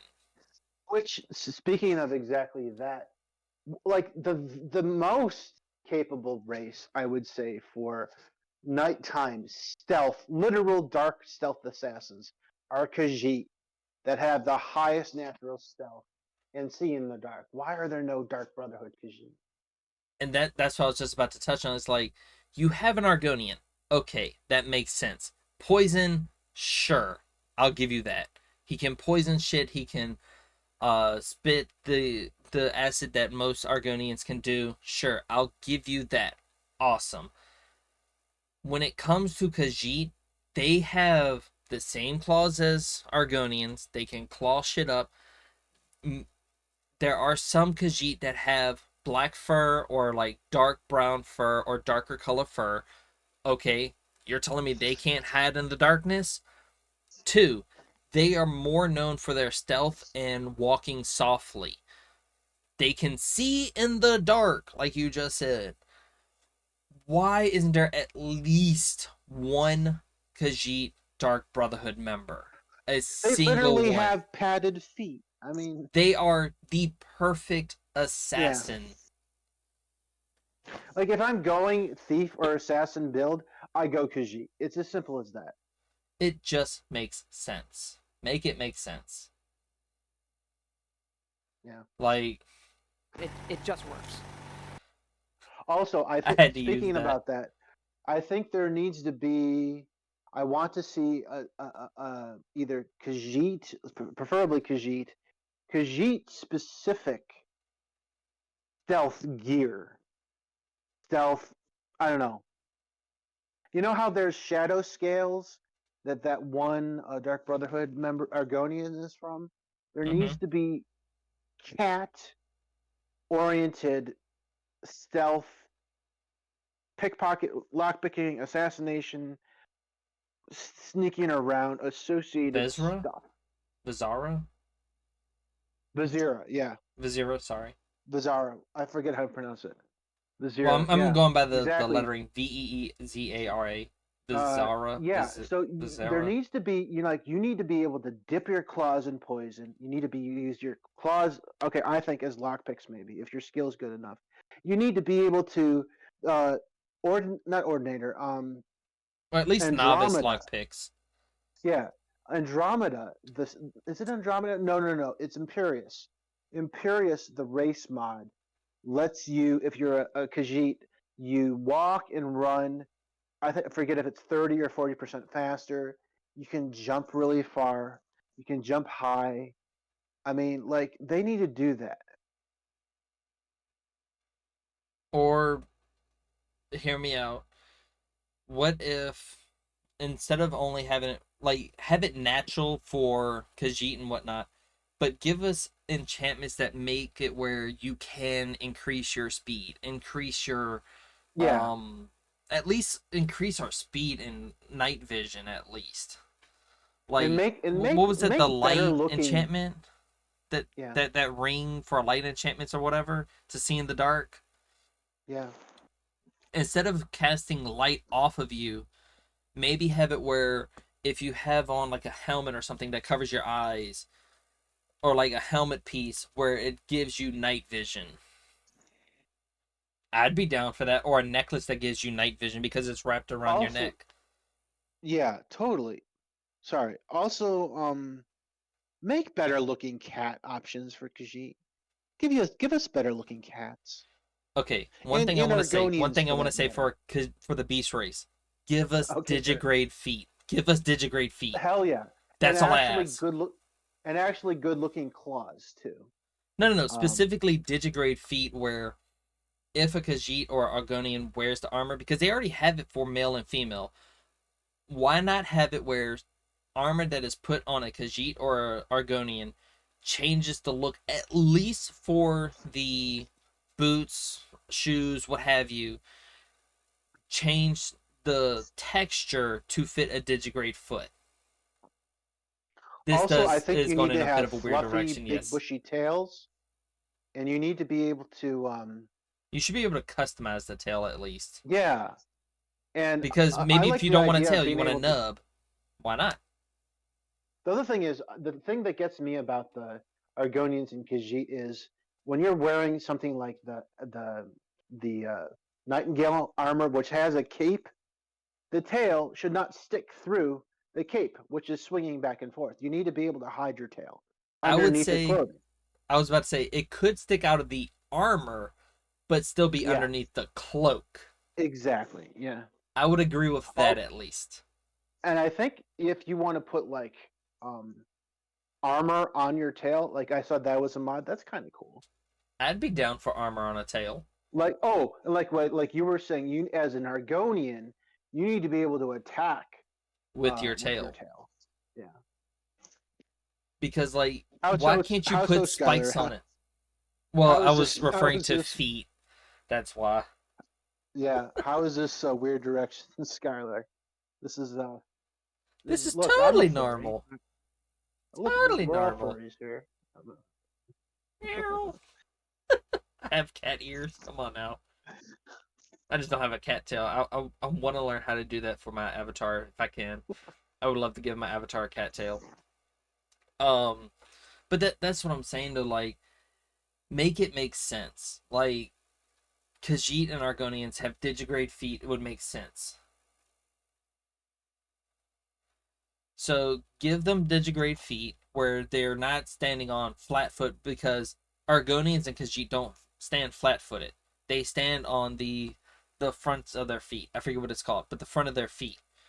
So they should have an inherent speed boost. Maybe give them like a 10% speed boost for Argonians, and for Khajiit give them maybe like a 20% or 25% boost to speed. The toes, Yeah. yeah. Well, I meant like not only the toes, but like that front part of their foot, because they have like a fairly decent sized front part of their foot. I forget what it's called. There's a specific term for it. You know what would be cool? Okay. Again, this is another topic, maybe for beast races, but if they had like if you're talking unarmed combat, the beast races should be able to use their feet with claws. I feel. Yes and no. I feel like anybody should be able to use their feet in combat because it just makes sense. Because Sure. monks use their feet in combat. You're telling me if I had on Daedric boots and I side kicked you upside your head, it wouldn't hurt? Right. Yeah. Because you have all that fucking metal on your leg and you just like if you this is Sparta someone to the chest, that's gonna hurt like fucking hell. What Yeah. about capes like fur capes or cloaks like hunting wise? I can live with that. Maybe enchant Yeah. them to where it makes you if you add an enchanting to it to make it where you're scent, or like you're not, you're more what is it, more camouflage when in stealth using that fur cape, you look like a wolf or something, and you can like sneak through the grass and whatnot, and it looks like a wolf until you go to stand up and then you start beating the shit out of someone. I'm down for that. Or like a cloak that's like maybe like a solid black cloak where it looks like a little shadow, and they can't tell if it's a shadow, a moving shadow, or if it's just someone with a cloak on where they're hiding in the grass, using the enchanting to mask more of their presence. I'd be down for that. I'd totally be down for that, to be honest. I don't know about y'all, but that would be fucking awesome. Also, can we get helmets where the ears stick out for Khajiit, please? Yes, please do that. And maybe the horns for Argonians. Well, because then they would have to make each armor piece where it matches the hair. So I kind of understand why they did what they did with the hair pieces for like every race. Like, at least for Khajiit, let us have our ears sticking out of the helmets. Like, make a little hole for the ears that like just pop out. I'd be down for that. I'd be happy with that. Also, if you're gonna wear a hood, a cloth or like leather hood as a Khajiit, you need to see the contours of the ears. Either that, or have it where, maybe have it where if they like curve their ears forward a little bit and have it like a bump there instead of like having it full on where, because for Khajiit they get a lot of their sense from their ear, so either have the ear stick out of it or have it where their ears make a bump in the hood, like a clear That's what I'm saying. curve, like a That's what I'm bigger saying. Just a bump in the hood. little bump. That's what I'm saying. Yeah. But me personally, I'd rather have the ear stick out of the hood because, again, Khajiit do better in combat when they can hear in combat. True. Instead of having that little cloth that covers the entire ear in a triangle shape, just get rid of that completely and just put a little hole there that they can stick their ears out of, because it just makes more sense for them to stick their ears out so they can hear better in combat, because they get a lot of their senses from their ears. No, I completely agree with that. Also, one other thing I would like to say before wrapping this up, um we need, on the next time we do this, we really do need to like try and make an attempt to like stick to a specific subject instead of bouncing all over the place. Like, I don't mind it, Sure. but like I don't want to repeat something on a different time when we talk about No, something else and repeat it a you're lot. right. And now that I understand that we're gonna have 1 hour or so, maybe whatever, one Oh no, I'm not saying it's a podcast. bad thing. Don't be sorry. Don't be No, no, sorry. no. It's all good. What No, I'm saying. Skylar So was yeah, saying now that sorry. I That's why. know that we're gonna devote one full podcast to each general category, that's totally. I think it'll be more doable because we're just gonna keep it more in the lane of the category. Because I thought initially we were just doing destruction, but we tended to do more magic overall today. So we Well, might want to that keep it to and like. armor and weapons and world building and like did a lot. But that's what I'm saying. Like, Yeah. if we could just, I'm not saying we have to, but I would feel a little bit better if we could try to like narrow it down to like mage skills or mage abilities or mage based stuff like magic attacks or like enchantments, this, that, and the third that we would like to see in the next one. Forgot to mention a Sure. dodge feature. Again, I would put that under world building or like combat in general, not specifically under the skills or spells or specific things that are under the certain skill lines or the skill trees. So I would say But I maybe want to. next time, But if we could try to keep it a bit more concise to the subject matter, I would But I want to appreciate it. thank everybody who participated today. I I really appreciate it. I know I don't want to speak for Grimm, but I know Oh no, they I do agree. too. I 100% agree. And thanks for everybody's input and conversation and engagement with this. because I do appreciate the talking points, and it did help help with a little bit of the talking points and getting like certain terms like Vizara and what was it, Dayspring Canyon and stuff of that nature. That bay that Vivi Iliac mentioned. Yeah, Bay, thank Muscle you Orc specifically to Mommies, and Skylar, stuff like that. Vivi, Small Floofbat, and Fake Emo Jace for their contributions. They were all very helpful and informative. I'm sorry, I had to What? throw that. I had to throw that one in there. I don't even think you caught it. I didn't. I said I was talking about Iliac Bay, Vizara, Iliac Bay, and then I said muscled orc mommies, and then you just kept going with it, and you didn't even hear it, and I was just like, Well, yes, it thank you went through, and I started especially for laughing. that. I gotta say, yeah.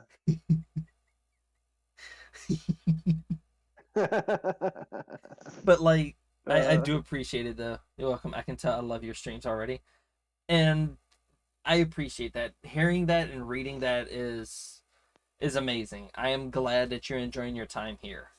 Um, I will say for the next podcast, if at all possible, I would like to try to maybe not condense, but maybe make it a bit more precise on what we're talking about and try, at least try to stick on topic of like keep it on track. Yeah, like basically, if we're gonna talk about mage stuff, I'd like to try to like stick to like magic stuff, spells, the different weapons of magic stuff. Maybe make a poll. I How do was you actually, mean, Vivi? How do you I, mean? I was act. What? Well, I was gonna ask Vivi, what does she mean by make a poll? Like we pick the next topic we talk about, or I was like actually what do you about to mean by suggest the that? same thing. I think Vivi had the same. I don't know. Maybe Vivi had the same idea I just had. Maybe we make a poll now for those here. To What decide what the topic the topic for the next next podcast. podcast could be? I can live with that. I would be down for that. Um, I'll do that on the Discord, and what we could do is maybe we can do like a monthly Discord like podcast. Maybe do it monthly at least. Would Sure, if that that be works okay? for you. At least once a month Yeah, we I we try mean, to pick a day where everybody has that day off. at a minimum, I would say. Thank you for putting up with my Like, ADHS. Nah, trust oh, me, I appreciate that. I'm don't take this the wrong way. I will say majority of the people that I find interesting are people who have, lack of better phrasing, have some mental form of uh difference when it comes to eccentricity. the, well, I was gonna say uh, something that's out of the norm. I don't like necessarily normal people, quote unquote, because they're Thank you, boring and Vivi, for that bland. word. I was waiting. I was hoping Grimm would Nairo, strike on that Nairo. word. I said Yeah, Nairo. yeah. Neurodivergency, yes, because Sorry. people who don't think normally or who think out of the box 24/7, those are the types of people that are more interesting than bland, boring people who stick to one box and can only think in that one box. Like, I would rather be in a room full of people who are completely different from each other 100%, and then eventually find common ground where they can talk about certain things and get along, than dealing with a room full of people who are bland, boring, that just, oh, how are you doing, my dear good man? Like the Let me boring put it ass this way: motherfuckers. normal people don't change the world and aren't interesting. Normal people scare me. It's creative, outside the box, neurodivergent people that make the world go round, in my opinion. Exactly. And I, I was just agreeing. yeah, Sorry. no, you're good. Um, I will say at least maybe for next time, I would like to try to keep it somewhat concise to, would you like to hear about my 50 plus orcs? No comment. Um, no comment. But yeah, maybe we can try to keep it a bit more concise and more relatively on topic instead of branching out on all the topics all at once. Sure. I'll definitely try to do that. And I know this Oh was no, I'm no better at it either. our inaugural first stream doing this, so it got a little all over the place. But I'll try to do better next time. Oh no, I'm not saying you. I'm just saying in general because I am no better because I started wanting to talk about some of the world building things and how I would like to see them done. I think I'm ready to be more loose now, to be honest. Just needed to know if I could trust you guys is all because I may or may not have trust issues. Skylar, Same. Oh my Skylar, God, same. Skylar. Don't take this the wrong way, but everybody here has trust issues. I hate to phrase it that Skylar, way. I I totally have get it. that. Ian has it. Vivi has it. Practically everyone here has a form of trust Yeah. issues with everyone. If you have ADHD and are in good company, sorry, and have trust issues, you're in good company here because that's like all of us. I don't know. Well, I think you said I might have like undiagnosed ADHD or some form of it. Well, something, yeah. I have something. I just don't know what the fuck it is. I think you're neurodivergent a bit for sure.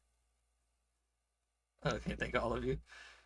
Hey, I You're appreciate welcome, everyone Skylar. being here. I appreciate everyone being here because Yeah, it's just more fun. It literally at the yeah, end of the day is more fun.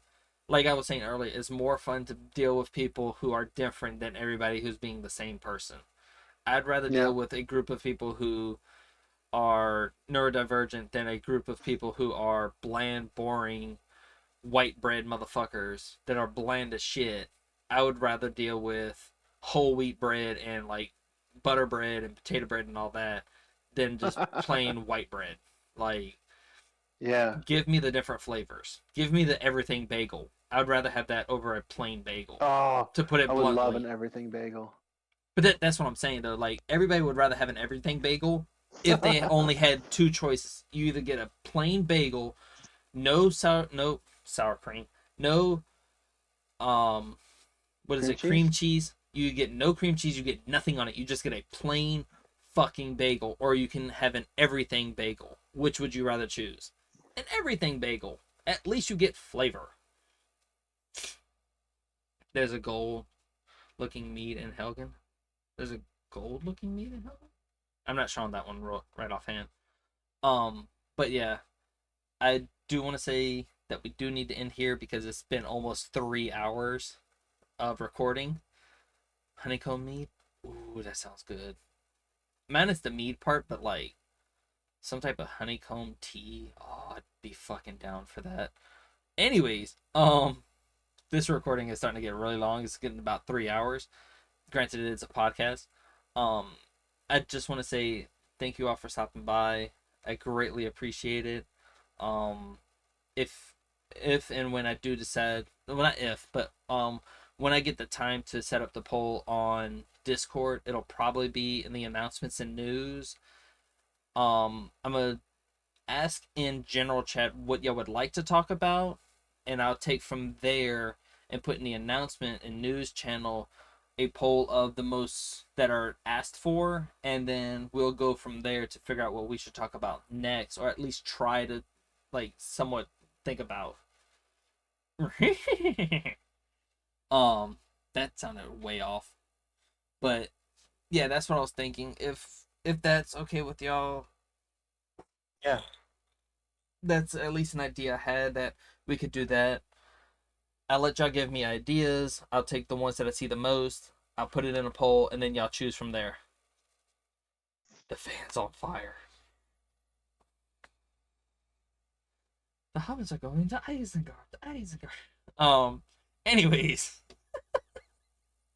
before I deviate any further, uh, just want to say thank you all for stopping by. Love each and every one of you beautiful souls out there. And as always, no matter what anyone tells you, you are valid. And you matter. Hope to see y'all on the next one. And hopefully we'll be able to do this more often. If not at least once a month. If time permits. Hope to see you on the next one. Peace and aloha. Have a wonderful day, noon, or night. And see y'all in the next one.